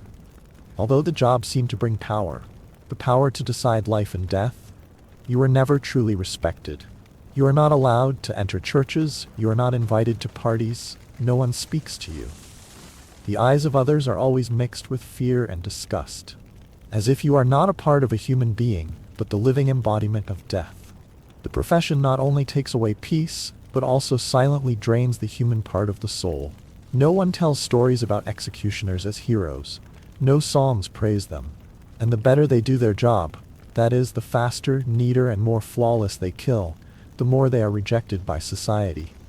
Ironically, the justice they carry out never brings them justice. And that is why, when you fall asleep tonight, if you happen to picture a man standing in a dark corner, unsaid, unnamed, with calloused hands and worn eyes, remember that he may have saved the social order at a price no one else was willing to pay. In the darkness of trials that end with a nod from the judge, there is a man who stands at the edge of the light, a man whose name no one speaks of, but who is indispensable. He is the executioner. And the price he pays for his work is not blood or axes, but the cold silence of the society around him. People do not look at him with eyes of gratitude, even though he is the one who carries out the sentence that society itself has passed. They look at him as if he were the embodiment of sin, of fear, of impurity. In their eyes, he was no longer a person. He was a shadow with a human form, but stripped of his soul by the very work that everyone wanted to avoid. He was not allowed to enter the church like the others, not allowed to sit at the same table at the common meal, not called by name at the community ceremonies. His children grew up in fear, not allowed to play with other children. The neighbors avoided him as if he were avoiding something unlucky. And when he died, his body was not allowed to rest with ordinary people. His grave was in a hidden corner without a tombstone, no flowers, no farewell. Under the shell of power was a person who was always lonely. It was not the loneliness of a murderer, but the loneliness of a person who had been deprived of the right to atonement by society, even though he had never been chosen to commit the mistake. His job was to execute. The mistake did not belong to him, but the punishment was always for him. And so the executioner is not just someone who carries a death sentence. He is also someone who carries the heaviest sentence of all. A sentence with no pardon, no forgiveness, and no one to attend the final hearing. A sentence called to be forgotten. In medieval society, contempt did not stop at the executioner. It spread like an oil slick, clinging to his entire family, even to innocent children who had never touched an axe. The executioner's children from birth were locked in an invisible box, where wary eyes and whispers behind their backs became an inevitable part of daily life. They were not seen as other children, not because of their mistakes, but simply because of what they carried on their shoulders, the identity of their father. Whether studying, socializing, or simply participating in village festivals, there was always an invisible distance surrounding them. People did not want their children to play with the executioner's children, did not want to see their names appear in church registers, and especially did not want to be tied to that bloodline by any marital ties. Marrying outside the class became almost impossible. No matter how kind, gentle, or moral they are, the shadow of their father's profession still haunts them like a silent curse. The budding relationships are often quickly extinguished by the prejudice of the other family, as if the blood of an executioner cannot be mixed with the blood of a normal person. And so, those children grow up torn between the desire to be loved and the shame that they did not cause. That shows that the price that the executioner profession has to pay is not only the night dreams of the person doing the job, but also the suffocated future of the next generation. A job that seems to have only an immediate impact leaves a wound so deep that it is not easy to heal. Not by the axe, but by prejudice. And in a society where purity is measured by the distance from death, the children of executioners will forever be children standing outside the boundaries of acceptance. The greatest pain is not always what the eyes see, but often what the mind silently endures. For the executioner, the axe is not only a tool of execution, but also a reflection of the darkness within.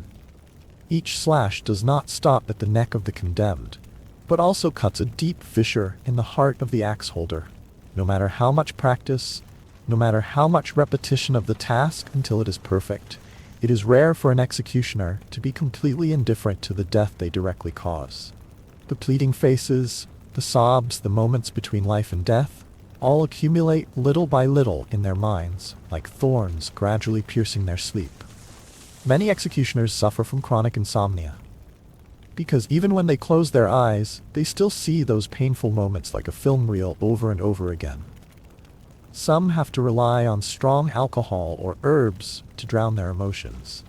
Some people are so depressed that they are just a shadow of themselves, languishing in silence, because no one wants to listen. No one believes that an executioner can suffer.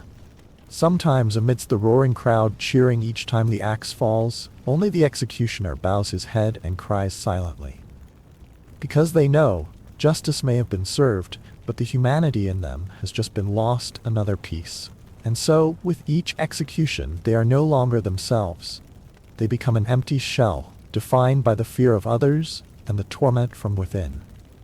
The brutality of this job lies not only in the blood spilled on the wooden platform, but also in the long sleepless nights, in the mornings when they wake up with trembling hands, and in the distant gaze of someone who is too familiar with death but has never made peace with it. In silence, they live with their unseen sins, and that, sometimes, is more cruel than the sentence they carry out. Not everyone is strong enough to kill, and then go on living as if they never did it. In the darkness after each execution, many executioners face an enemy they cannot execute with an axe: their own conscience. To temporarily silence painful memories and growing guilt, some turn to alcohol. Not for pleasure, but for numbness.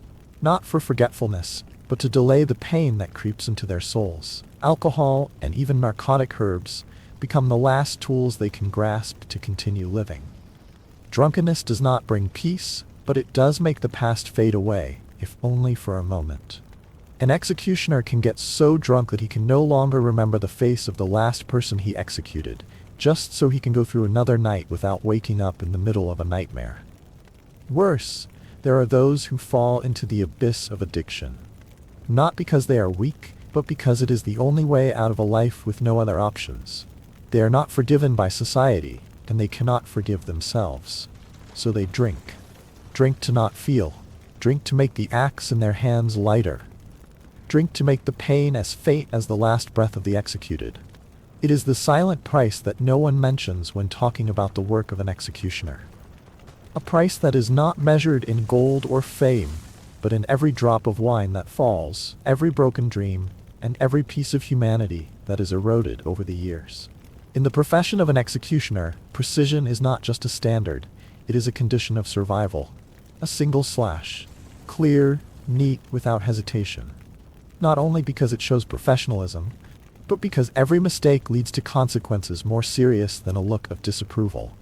If the axe was not strong enough, if the grip was shaky, if the head did not fall on the first try, the executioner not only subjected the victim to prolonged suffering, but also incurred the wrath of the crowd.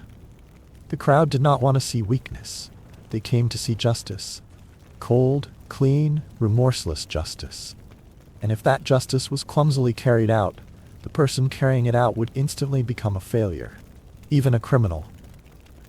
There are historical accounts of when the executioner failed to get the job done in one blow. The crowd would riot. They would shout, throw stones, and even attack the executioner on the spot. In rare cases, the executioner failed so many times that he was punished, dismissed, flogged, or even found himself the one being executed. That pressure weighed heavily on every step leading to the scaffold, on every movement of the sword, on every breath before the hand was swung. This is not a job where mistakes are allowed, nor is it a place to learn from them. Each time, the executioner must not only kill, but kill beautifully, in a way that makes people believe that it was meant to be. In the silence of the final moments, the axe in his hand is not only heavy with metal, but also heavy with expectation, with fear, and with the price of failure. And behind the skill is a soul that must always brace itself against the wrath of the world. A world that demands cruelty, but never forgives mistakes. In the chaotic, law-abiding world of the Middle Ages, a small mistake on the scaffold was more than a technical error. It could ignite an uncontrollable rage in a crowd hungry for justice. If the executioner missed, leaving the victim to writhe in agony instead of dying instantly, he, the one who had just wielded the power of life and death, suddenly became the one who could be punished. Crowds came to the execution ground not to witness failure. They came to see justice carried out swiftly, without hesitation, without error. A decisive blow was the proof of order and authority. But if the first blow missed, or only wounded without killing, the mood could change in an instant. From fearful silence to angry boos, from tense admiration to uncontrollable rioting. And not just screams. It is recorded that some executioners, after several failed executions, were attacked by the people, tortured, and even convicted of treason or cruelty. In a society where law and image played a key role in maintaining order, a clumsy executioner not only tarnished the reputation of the law, but could also be seen as a bad omen, someone who brought bad luck to the entire community. So behind that cold appearance and steady hands was a terrible pressure. If you did well, you would still be despised, but if you did wrong, you could die. There was no room for weakness, and even less the opportunity to learn from experience. There was only one way, precise, quick, and indifferent, or at least to appear so. For the medieval church, where souls were weighed in every action and salvation was the ultimate goal of human life, the profession of executioners was considered not only socially unclean, but also spiritually sinful. They were called professional sinners, not because they acted outside the law, but because their job was to enforce the law by taking human life. In a world where life was considered a sacred gift from God, taking another human life, whether by order of the king or the law, was an act contrary to God's will. And so, even though executioners were instruments of earthly justice, in the eyes of the church they were forever unpurified. Many of them were not allowed to enter churches, were not allowed to receive absolution, and certainly were not given a normal Christian burial when they died. They were excluded from the rituals that were the foundation of comfort and hope for anyone living in a Christian society at that time. Worse, they were given an almost evil image. There was no distinction between justice and murder in the prayers. For the people, executioners were symbols of death, an unnatural death, not from God, but from human hands. And so they were avoided, shunned, as if to touch them would contaminate another soul. Those who practiced this profession, over time, lived in a state of dislocation, needed by the law but abandoned by faith. In that world, they belonged neither to earth nor to heaven. They were walking shadows, carrying within them sins that were permitted, but never forgiven. The price was immeasurable, for it was a lifelong spiritual isolation, without a word of salvation. In the Middle Ages, where religion was not just a matter of faith, but also a bond of community, being barred from religious rituals was not simply a loss of spiritual rights. It was a profound form of spiritual torture. For executioners, the punishment did not stop at the looks of discrimination in the marketplace or the shunning of public places, but extended to sacred spaces, places where people sought absolution, blessings, and a sense of belonging to something greater than their small human condition. But for executioners, all those doors were closed. They were not allowed to kneel before the altar, not allowed to sprinkle holy water, not allowed to confess, even though they may have been in greater need of forgiveness than anyone else. They were considered unclean, immoral, even though their work was within the law. And so many of them were forced to live in isolation. No one wanted to be near them. No one wanted to shake hands, eat together, or pray together. They became silent shadows on the margins of the community, paid to kill, but paying the price of absolute loneliness. This isolation not only made them silent, but also eroded their humanity. Because people were not born to live alone, but to feel seen, understood, forgiven. But executioners did not have that privilege. They not only lost their connection to the living world, but also lost the door to salvation, where they could hope that one day their souls would be accepted. In the medieval world, this was no different from a life sentence that was not pronounced, but always present like an inescapable curse. Although despised and shunned, the profession of executioner in medieval society came with benefits that most common people could never dream of. They were given their own houses, a great privilege in an era when most people were forced to live in communal huts, with no private land or space to themselves. Executioners were also exempt from taxes, a small but meaningful sum for anyone living in a society that was always poor and squeezed for every penny to fund war and maintain order. Not only that, they could also collect fees from their own execution work. In some places, the family of the executed person had to pay a fee to ensure that death was quick and less painful. A precise, clean slash, not only a responsibility, but also a valuable service. So, while society avoided executioners, it still secretly paid them to do what no one else dared to do. However, these privileges did not bring comfort or glory. They are ironic rewards, like being given a beautiful umbrella to stand alone in a hailstorm. Their wealth does not buy respect. Their private homes are just a formal form of isolation, as if society were saying, "You live here, but you do not belong here." And the money from executions, no matter how much or how little, is also blood money, which no one wants to touch. So behind the picture of these strange privileges, there is a naked truth.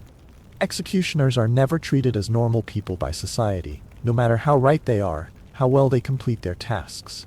What they are given, houses, money, tax exemptions, is just the price that society pays for them to take on the dirtiest part of the justice system. A form of preference to keep a distance, not to acknowledge. However, in return for these seemingly attractive privileges is a life imprisoned in simmering fear and absolute isolation. Executioners, even if they are given private housing, tax exemptions, or even a stable income, can never escape the heavy shadow of their own work. They are not welcomed anywhere, cannot participate in normal community activities, and their every step is always accompanied by suspicious looks from those around them. They have no friends, no confidants, only avoiding glances and hasty conversations when there is no other way.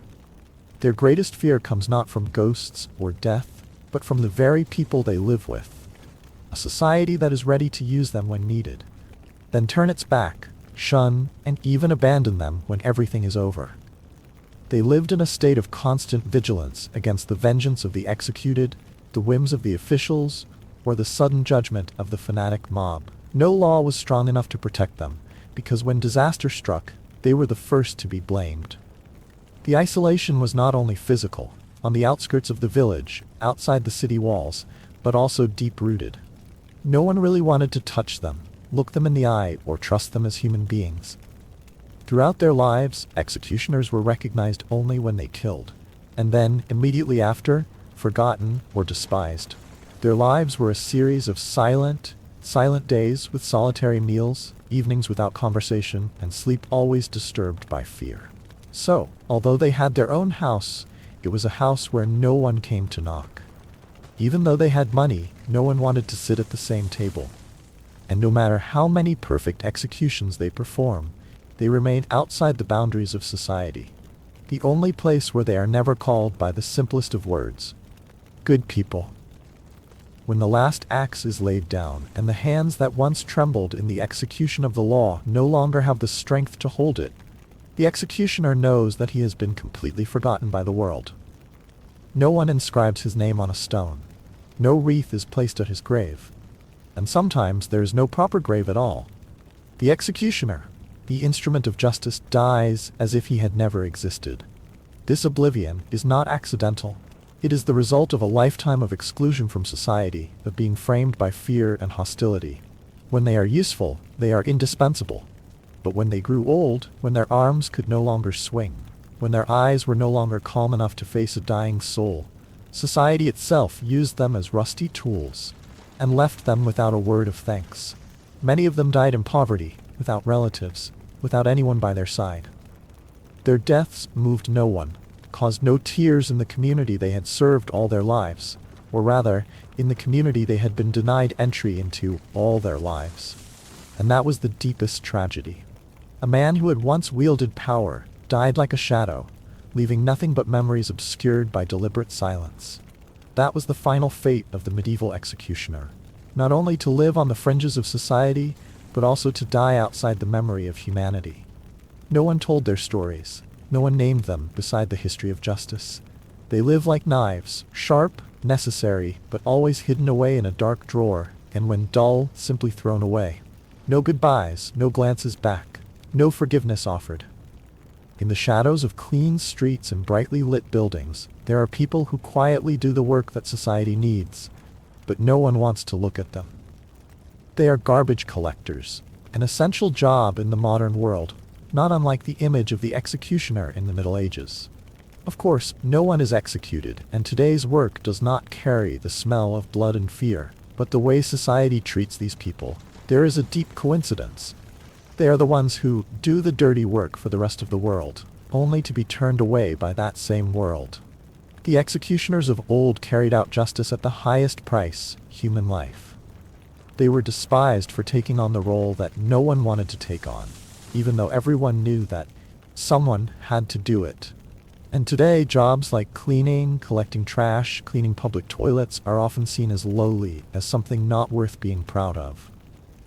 Even though they are the ones who keep this society from sinking into trash, filth, and chaos. It is ironic that we praise cleanliness, order, and civilization, but avoid the eyes of the people who keep it alive every day.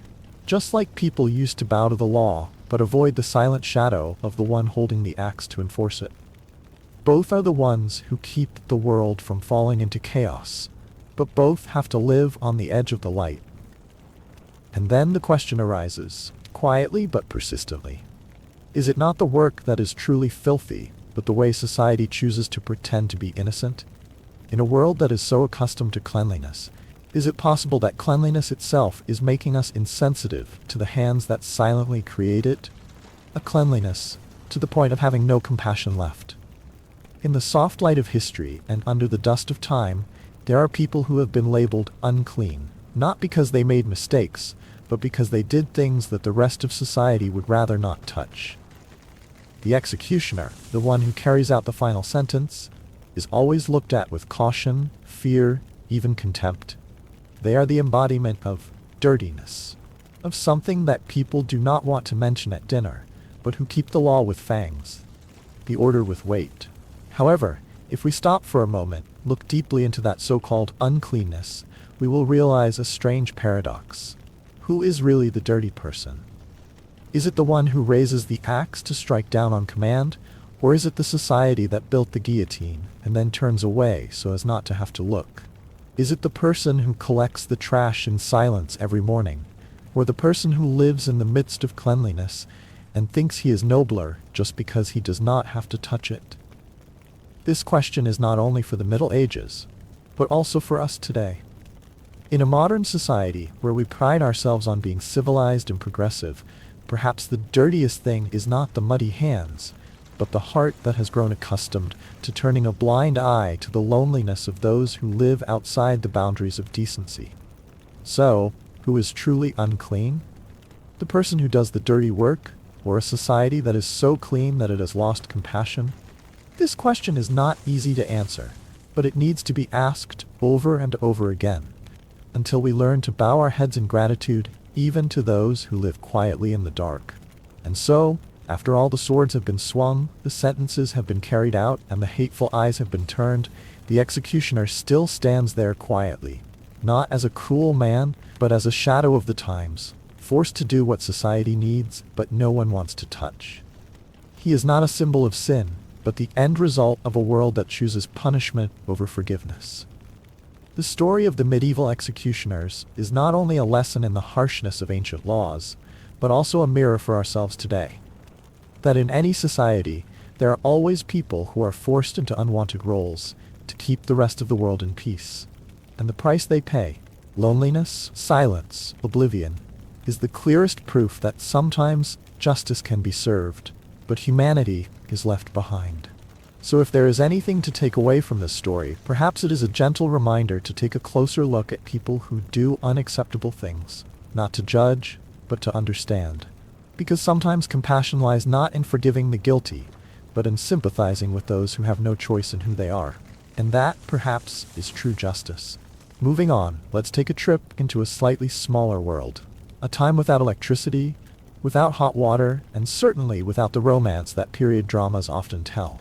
It was a time of plagues, of dangerous punishments, and of snacks. Strange, crude, but with a whole era in their flavors. If you've ever dreamed of magnificent castles and gallant knights, it might be time to put your dreams on hold. Because the truth is, you probably wouldn't last more than a day in that world.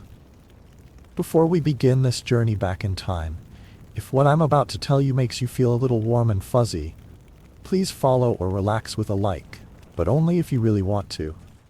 And if you're listening in some corner of the world, tell me where you are, what time it is, so we know that, despite being thousands of miles apart, we're all listening together tonight.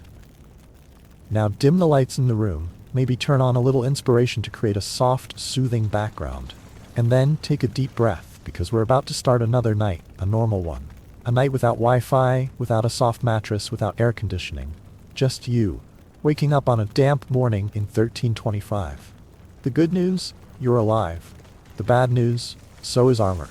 There you are, on a simple, squishy chimney pad made of hay and thyme. Not a pleasant smell, but something old, earthy, furry, and a little like an old barn floor, because it was a barn floor just a few months ago. The room is dark and cold, and in the cold you begin to realize, tonight, we are not just listening to a story, we are living it. Every breath, every footstep, every shadow on the wall. Welcome you who are looking for a quiet night, a gentle story to lull you to sleep. Tonight, instead of modern lights and hurried noise, we will quietly drift together to a distant era, where everything was slow, primitive, and sometimes cruelly harsh. This is not a glamorous journey with chivalrous knights or glittering golden castles. This is a return to 1325, a world where every day was a test of survival, where a dry loaf of bread or a bowl of thin porridge carried a story of existence. Let us put aside all the worries of the present. If you are lying in a warm bed, with a soft nightlight and a fan quietly humming like a lullaby, then slow down. Slow enough that you can feel the wind whistling through the thatched roofs, the smoke from the kitchens drifting between the earthen houses, and the smell of rotting straw mingling with the sighs of a century gone to sleep. And in that moment, while you are still awake and your heart is still listening, let me take you through the small steps of a day in a medieval world. A world without electricity, without soap, without privacy or comfort, where you will wake up on a rotten straw mattress stuffed with bugs, hay, and memories of winters gone by. The good news is that you are still alive. The bad news is, so are the bugs. But don't worry, this story is not meant to scare you. It is a lullaby from the past, gentle, strange, and a little funny. A slow ballad of life, where despite the mud, sickness, and deprivation, people still find a way to love, to hope, and to smile, even with just a cold mouthful of porridge or the faint sunlight filtering through the leaves. So, relax. Let this storyteller embrace you like a soft old blanket, slowly drawing you into that misty world, where time is no longer measured in minutes and seconds, but in the sound of church bells, the chirping of early birds, and the quiet heartbeat of someone living fully, just to live another day. Medieval mornings were not a gentle song, waking you up to the warm sunlight, nor a cup of hot, aromatic coffee waiting by your bed. Instead, you woke to the sound of church bells echoing through the thick fog and damp air, the harsh sound a stern reminder that another day of work had begun. There was no time to hesitate, no privacy to linger over the quiet moment, just cold, hunger, and the familiar presence of dust, insects, and sometimes even pets sleeping nearby. You opened your eyes in a simple wooden house. No windows, no soundproof walls, just a small room shared by the whole family, a few animals, and the familiar sound of the wind whistling through the cracks between the rough planks. You were lying on a bed of dry straw, or rather a makeshift mattress, damp and musty, smelling of earth, sweat, and barns. The blanket is a thick piece of cloth, stiff with dirt and time, heavy as a memory no one wants to recall. The cold of early morning seeps through each thin layer of clothing, making your body shiver as soon as you try to move. Your spine creaks, your knees are dry as if they have lived through decades, even though you have only just reached your 20s. an age that back then was considered halfway through life. No dreams follow sleep. Only the harsh presence of reality, the cold ground, covered with footprints and chicken droppings, the glimmer of early morning light that cannot dispel the mist. The mixed smell of damp straw, old kitchen smoke, and human body odor crowded into the small space. And amidst all this, you begin your day. Not with excitement, but with a quiet survival instinct. No expectations, no choices. Just a journey from night to day, with all that is left in a tired body and a mind accustomed to patience. If you're still awake at this hour, let your heart be soothed by that image. An ancient early morning, not flashy, not pleasant, but quiet and real, like a fragile breath of a human being at the end of deprivation. And then let yourself gently drift off to sleep, as if you were lying somewhere on the old straw, next to the simple souls who once lived, loved, and suffered in that distant past. In the medieval world, the concept of personal hygiene needs, the most basic thing in human life, was a harsh, risky, and shameful challenge. Before the sun had even risen high, you were forced to face the urgent needs of your body without any place called privacy. There are no toilets, no shiny tiled toilets, and certainly no bidets, sinks, or hot water. Instead, you can choose between a wooden bucket behind your house, if you're lucky, or find a secluded bush in the village street to relieve yourself. And if you're in a crowded town, things get even weirder. Here, people often handle their waste in a very straightforward way. Carry the bucket containing both solid and liquid waste straight out of the second-floor window, shout aloud "Gardez-le" to warn passers-by below, and then dump it all into the street. The phrase comes from the Old French "Gardez-l'eau," meaning beware of dirty water. But let's be honest, no one has time to dodge. The narrow, crowded, cramped streets of medieval towns are like dark brown rivers, sparkling in the afternoon sun with substances that no one wants to name. Human excrement, urine, food waste, animal carcasses, and all manner of other liquid mysteries poured into the streets, a thick, stench-filled mixture of primitive life unfiltered by any civilized filter. If you think public toilets are a lifesaver, you might want to think again. Public toilets in those days were small wooden shacks in which people sat so close together that their elbows touched the person next to them. There were no partitions, no locked doors. Going to the bathroom was an almost communal activity, where small talk took place while each person tried to concentrate on their own task. There was no toilet paper. People used straw, leaves, rags, or nothing at all. In the bitter cold of winter, the feeling was certainly memorable, but not in a pleasant way.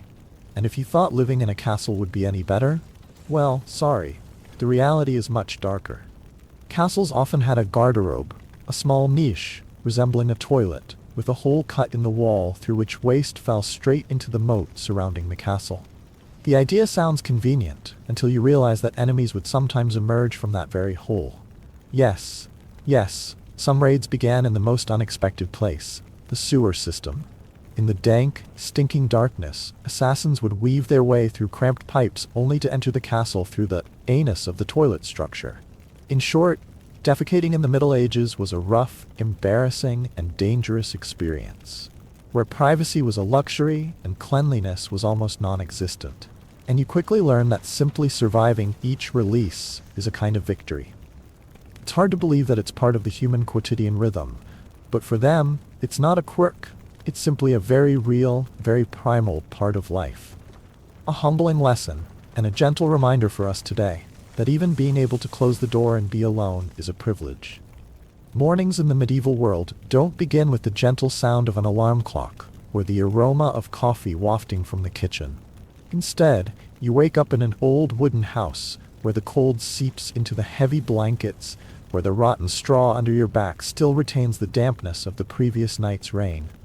Your body is tired, your spine, like an old wooden doorknob, makes a rattling sound, and the church bells ring in the distance. Not to invite you, but to remind you that another day has begun. Without a private room, without a quiet space, you lie between your siblings, your parents, and maybe a chicken dozing next to you. Life is crowded, with snoring, the sound of wind whistling through the cracks in the unsealed walls, the smells of people and things mingling together as a natural part of the morning. You open your eyes, not because you are ready, but because you have no other choice. Breakfast awaits you in the corner of the kitchen, where a warm pottage, a thick porridge reheated yesterday or last week, is still bubbling quietly. It is not a delicacy, but the only thing. Beside it is a piece of dark, hard bread, broken in half reluctantly under your hand. Coffee? No. Hot tea? Still a luxury. Instead, you take a sip of light beer, the kind of light beer that even children drink, because well water is full of bacteria, and few people dare to trust rivers. That menu is not for enjoyment. It exists only to give you the strength to move on. But the strange thing is, amidst all that misery, there is still something very human. A piece of cake shared with a child, a mouthful of porridge given to an elderly person, or a soft laugh when someone jokes that this piece of cake can be used as a weapon against bad guys. And so life passes quietly, not flashy, not easy, but not completely lacking in warmth. A medieval morning, though harsh, has its own gentleness, a gentleness that comes from patience, from quiet sharing, and from the way people find a little light, however fragile, in the thick darkness of the times they live in. So, if you are lying in a clean bed with soft blankets and a dim light, then close your eyes, take a deep breath, and be grateful. Because even in the simplest things, a good night's sleep, a good breakfast, there is a long history of people who lived in poverty so that we can live in peace today. Good night, and see you in your dreams, maybe in a small medieval market corner, where the bread is still hard, the beer is still weak, but the people are extremely warm. In the medieval world, clothing was not a choice. It was a matter of fate. There were no wardrobes, no seasonal changes, and no concept of what to wear today. Each person typically owned just one set of clothes, made of coarse, heavy, itchy wool, that carried the smell of sweat, smoke, and dust for months on end. It was not just a garment, but a repository for every day of toil, every bend in the ground, every cold night curled up in damp straw. There were no washing machines, no soap, and doing laundry was not a weekly ritual, but an ordeal. To wash a shirt, you had to carry water from the river, boil it on a wood stove, scrub it with ashes, and then dry it in the sun if you were lucky enough to have any. For the most part, people wore the same thing, letting the dust and sweat dry in the wind, and letting their bodies get used to its old smell. Same with shoes. Simple, hand-sewn leather shoes, not waterproof, not padded, were reserved for the wealthy. The majority of commoners walked barefoot, through mud, rocks, animal dung, rotting straw. Their feet were calloused over the years, like another layer of skin, to fight against the world below. And then came the inevitable. Lice, fleas, ticks, and scabies. Tiny but persistent creatures, living in every fold of clothing, in the hairline, and between the backs. People scratched their heads while talking, their necks while eating, their feet while resting. Not out of impoliteness, but because it was part of the daily rhythm of life. No one judged, because everyone was scratching. No perfume, no lotion. Skin peeled, hair sticky, sweat mixed with ash and grease, creating a human smell that could not be washed off, could only be learned to accept. The body was not to be pampered, but to be endured. And in that endurance, one finds endurance. A kind of quiet, yet intense survival. So if tonight you are sitting in a quiet room, with clean water to wash your face, a soft towel to dry your hands, and a sun-scented shirt to sleep in, smile. Not because you are rich, but because you live in a world where cleanliness and comfort are no longer luxuries. A world where the simplest things, like the smooth feel of clean fabric on your skin or the warmth of dry socks, can be enough to become a gentle miracle, lulling you into a peaceful sleep. Close your eyes for a moment.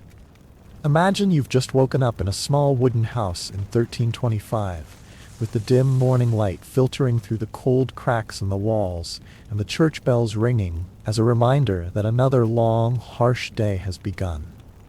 You sit up from the damp straw, shift under the thick blankets covered in dust and human breath, and wince involuntarily at the familiar sharp pain in your teeth. Another night, you've been interrupted by the dull ache from your decayed tooth, and you know this time it's gone too deep.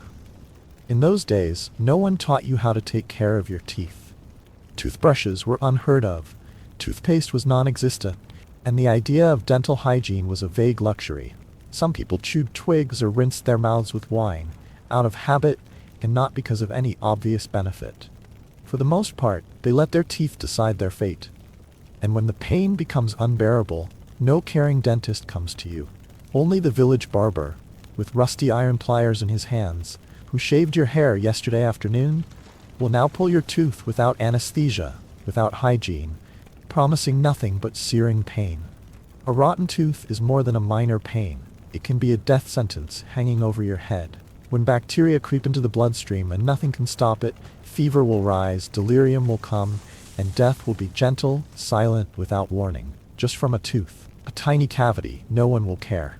And so, in those Middle Ages, a smile was a luxury. No one dared to laugh loudly, no one showed their teeth. They spoke with breath that smelled of moldy grain, old and rotten food. Marriage was not for romance, it was for land, cattle, and arrangements. No one falls in love because of a smile, because of white teeth, because that is as rare as moonlight in a winter of thick dew. So if you are now lying in a clean bed, brushing your teeth, and preparing to go to bed with a fresh breath, let your heart calm down a bit and be grateful. Not only because you do not have to endure a dull toothache, but because you are living in an age that knows how to heal, knows how to be gentle, knows how to care for even the little things, like a sore tooth, a fresh breath, or a smile that needs no hiding.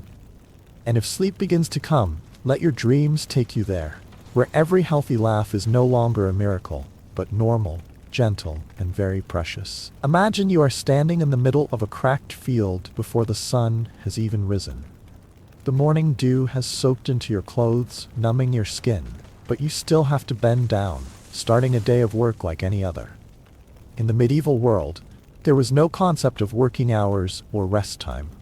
When the sun rose, you picked up your hoe, and when it was completely dark, you could sit down, if you were lucky. Work was not just a condition for survival, but the only way to survive. You did not work for yourself. You worked on the Lord's land, harvesting crops to pay taxes, in exchange for the right to stay on that land, to avoid being evicted, to have food to eat through the winter. The tools of labor were primitive, sometimes just bare hands, a broken hoe, a blunt sickle, but you still had to use them to plow, to dig, to sow seeds, regardless of your sore back, blistered hands, or blistered feet in rotten leather shoes. Women do not have the privilege of staying at home. They do everything men do, plus the unnamed work, taking care of the children, making fires, cooking, weaving, mending clothes, carrying water from distant wells. In the morning they go to the fields, in the evening they return to the kitchen. At night they sleep next to their hungry children and tired husbands. They are the silent pillars of the family. No one notices, but if they fall, the whole house will collapse. Children do not have a proper childhood. From the age of 5, they start working, picking grass, tending the fire, herding geese, chasing rats in the barn. No toys, no school, just urgent calls, responsibilities weighing down on their unsteady legs. Even if you are not a farmer but a craftsman, a blacksmith, a leather worker, a barrel maker, you are no better off. You live in a dark workshop, filled with the smell of chemicals, smoke, and the sound of metal banging like the breath of an endless day. Breathing in the smoke from the furnace, touching raw hides, working with razor-sharp tools without any protection. Every day was a gamble with your health, with your hands, with your life. In that society, no one asked, "Are you tired?"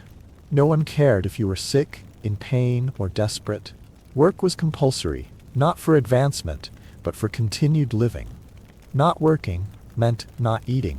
Not eating meant starving, freezing, or being chased out of the village for being a burden.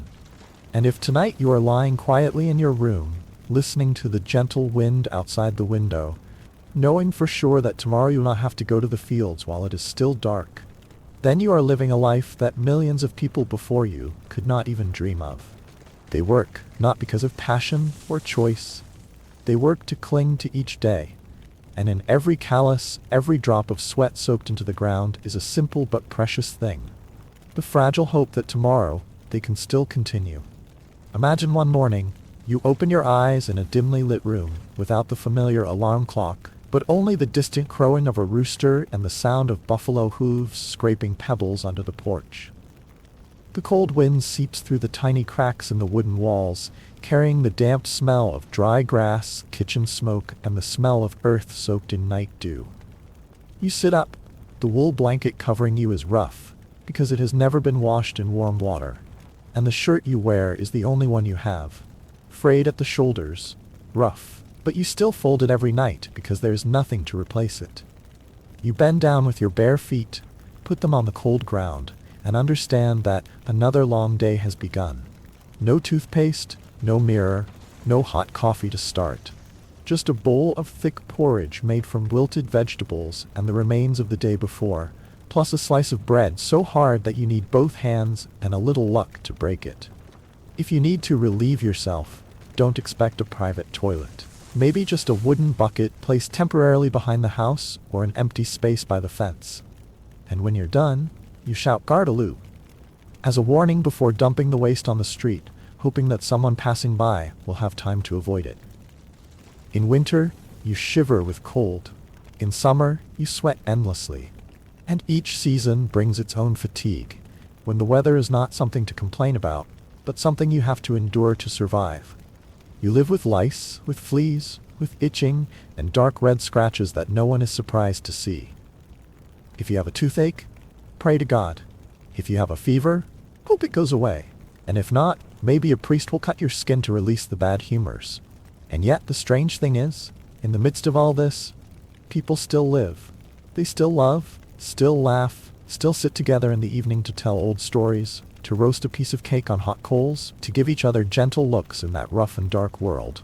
So, if you are lying on a soft bed, under the soft light, between the steady sound of the fan and my slow story, let your mind drift quietly to another era. There, every day that passes is a small battle. And every sleep, even just a peaceful night, is a gift. Not because it is perfect, but because the people there know how to cherish every moment, every piece of cake, every small dream in the midst of a struggling life. And who knows, in the steady breath you are breathing now, there is also something left. Of an old soul, still learning to live, learning to smile, even when the world is not easy. So, just close your eyes, and let this story lull you into a sweet dream. As the sun sets behind the distant hills and the last light of day gives way to the damp, chilly air of a medieval night, you return to your humble home after a tiring day of labor. Your stomach growls, and you look forward to dinner as a final consolation, a small reward for all the sweat and pain from your spine to the soles of your feet. But what awaits you on the dinner table reminds you that, in this day and age, food is not a source of life. It is sometimes a source of danger. Meat, if there is any, is often spoiled. Unrefrigerated, it hangs in the kitchen for weeks, even months, where flies swarm and rats rummage. The bread is hard as a rock, laced with bran or bark powder to extend its life, but it makes your stomach clench, as if it were being squeezed from the inside. The porridge is thick as mud, black, and smells of wilted vegetables, rotten turnips, or the remains of bones from the landlord's feast last week. In years of bad harvests, the mold that grew on barley was indistinguishable. People who ate bread contaminated with ergot, a dangerous fungus, could suffer violent convulsions, terrifying hallucinations, and even death. Some nights, entire villages would see apparitions, which were actually psychotic episodes from the dinner table. Spices, if you ever dreamed of them, were the preserve of the rich. A pinch of pepper could cost more than a month's wages. Salt was so precious that it was kept in locked chests like gold, and if a commoner was so hungry that he risked trapping a hare, even for a pot of soup, the price might be arrest, beating, or hanging in the marketplace as a chilling warning. Food is not for the poor if it belongs to the Lord. And so you huddled by the flickering fire, chewing dry bread, silently contemplating the silent injustice of each dish. Dinner in the medieval world was not a place to find delicious food, but a place to better understand survival, fragile, full of danger, but still continuing every day, like the people who lived in it. In the dark picture of the Middle Ages, where life was already harsh, women had to shoulder a much narrower and more painful destiny. From a very young age, a girl was not raised to be a free individual, but was shaped to become a wife, a mother, and a servant. Married when they did not yet understand who they were, they entered into marriage not out of love, but out of duty. A social contract, a deal between family and honor, between power and survival. Childbirth, the most sacred thing in a human life, was the most dangerous thing for women at that time. There were no doctors, no painkillers, no medical means other than the hands of a midwife and an old towel. If all went well, the mother could continue the cycle of service, continue to give birth, continue to cook, clean, and be silent. But just a small accident, hemorrhage, infection, breech baby, and life could disappear right there on the straw bed, leaving only the cry of a child or the sorrowful sigh of a husband. In that society, knowledge was not considered a woman's thing. Education was a male privilege, and women who were literate, thoughtful, or daring to live independently were often looked at with caution. They were easily labeled witches, not because they had magic, but because they dared to be different, to exist outside the norm. A herbalist, a widow who refused to remarry, or simply a woman who was too quiet and looked up at the sky, could be dragged out into the middle of the village and end up in a fire of accusation. Even in religion, where divine justice is sought, women are only silent shadows. They are not allowed to preach, to hold positions, to ask questions. They may be devout believers, to wash the feet of priests, to be mothers teaching their children to pray, but they are never allowed to represent God. Their role is designed to be the background, to support, to stand silently in the background. And so day after day, generation after generation, women live quietly in the shadows of a world that has never given them the chance to be themselves. Yet, in those quiet moments, they still love, still care, still sacrifice. Not because they are forced to, but because, in the deepest limits, they still retain the most tender part of themselves. If you're listening to this, in the middle of a quiet night, imagine a medieval woman sitting by the fire, mending a torn shirt for her child, her eyes dark but still warm. No one mentions their names in history books, but it is they, with their wordless pain and nameless patience, who kept humanity going through its darkest days. And perhaps, if you listen closely, you can still hear their sighs in the night, like a sad lullaby, gently pulling us into a deep sleep. The exception, but the unspoken rule that runs the whole society. It is not just something people tolerate, but something they are taught to accept, sometimes even to enforce if they want to survive. There is no concept of personal safety as we know it today. Violence permeates every corner of life, from the small kitchen in the house to the large square in the market. And what is saddest is that sometimes it is recognized, encouraged by law, even called by beautiful names like order or justice. In the family, violence is not a secret, it is a right, a duty. The husband is allowed, even expected, to discipline his wife and children with the rod. Children are beaten not because they do wrong, but because adults believe that is the only way for them to become good people. Women, if abused, cannot sue or expect anyone to intervene. There is no law to protect domestic victims. Home was a refuge, but it could also be a trap with no way out, a place where crying was stifled behind flimsy wooden walls, and bruises were never mentioned. Out on the streets, if you accidentally caused a quarrel, a glance at a noble's horse, a misread word, or simply being a member of the voiceless class, you could be beaten, imprisoned, or worse, publicly executed. But that was only the prelude to what they called medieval justice, a system where the truth did not need proof, only blood. Major crimes such as theft, heresy, and witchcraft were often punished with public torture. Skin was torn, bones were broken, fingernails pulled, heads were submerged in water. Not to extract information, but to prove who was right in the eyes of God. Because according to the beliefs of the time, the innocent were protected by miracles. And so they had trials by ordeal, where the accused was asked to put their hand in boiling water to pick up a stone. If their hand healed within 3 days, they were innocent.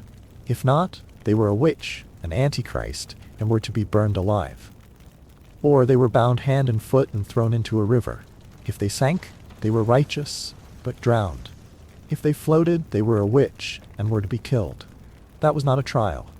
It was a lottery, where justice was decided by the strength of one's endurance and the blindness of one's faith. The law did not protect you. It existed to maintain order, that is, to protect those who had power and to oppress those who had nothing but themselves. An accusation from a noble could turn an innocent person into a criminal in an instant. A slander in the marketplace could cost you a finger or your head. There were no lawyers, no investigators, no scientific evidence. The truth did not matter. The only thing that matters is who has the right to speak up and who doesn't. In that society, people live in fear. They don't learn to ask questions. They learn to bow their heads. They don't learn to fight. They learn to be silent. They don't learn to protect each other. They learn to stand back when someone is led away amid cheers. Because everyone knows that one day the person standing on the scaffold could be themselves. And now, as you sit quietly in the dark, surrounded by modern law, by seemingly ordinary rights such as the right to live without being beaten, the right to speak the truth, or simply the right to a fair trial, you can breathe a sigh of relief. Because there was a time when justice did not have the shape of scales and swords, but only a cold fire that burned anyone who was called guilty. Right or wrong, it no longer mattered. Under the thin mist of time, death in the Middle Ages did not have the appearance of tragedy or strangeness. It did not scream, it did not show off, but was quiet, persistent, present like the breath of daily life. There was no need for epidemics, no need for wars. Just an infected scratch, a fever in the middle of a winter night without firewood, or a long hunger after a bad harvest, was enough to end a human life. The average life expectancy at that time hovered around 35. But that was not the threshold of aging. It was the threshold of survival. Many children did not grow up, swept away by nameless fevers, by dirty water, or simply by the lack of a warm bowl of porridge. Those who survived entered adulthood with their bodies worn out, shoulders hunched from carrying water, hands rough from plowing, knees sore from kneeling in prayer for so many winters. And then one day, when the body stopped struggling, death came like an old acquaintance. No lavish funeral, no sad farewell music, just a rough cloth wrapped around the body, a shallow hole at the edge of the church, and a few hands hastily shoveling dirt. No gravestone with a name, no words of remembrance. If anything, a clump of grass growing after the rain, swaying in the wind like a silent farewell from heaven and earth. But in that blur, there was one very real thing. People at that time lived not for tomorrow, but for the moment they were still breathing. They laughed over a piece of bread, over the sound of children running in the mud, over the sunlight filtering through the thatched roof. Because when death is always lurking around the shoulder, every moment of life, no matter how short, becomes sacred. And now, as you lie in your warm bed, surrounded by soft lights and the steady sound of fans, allow yourself to relax. Death is far away, only sleep is approaching. Don't rush to hold on to anything more. Breathe slowly, close your eyes, and let your soul drift back to a time long gone by, where people lived for a short time, but each moment was complete. In that silence, you are not just sleeping. You are touching the deepest gratitude, that you are still here, still able to dream quietly. So life in the Middle Ages was not about candlelight or endless feasts around the campfire. It was a cold, dirty, harsh world, where people fought every day to survive. But amidst the mud and darkness, they still laughed. They still told stories, looked up at the night sky and dreamed of something better. They lit up small spots of light with love, with lullabies, with a shared cake in the cold night. And perhaps it is that, not the feats or the castles, that is worth remembering in a time that seemed to be filled with darkness. So, if you are listening to these lines in the soft light and your breathing is gradually even, know that you carry within you what your ancestors once had. A heart that knows how to love,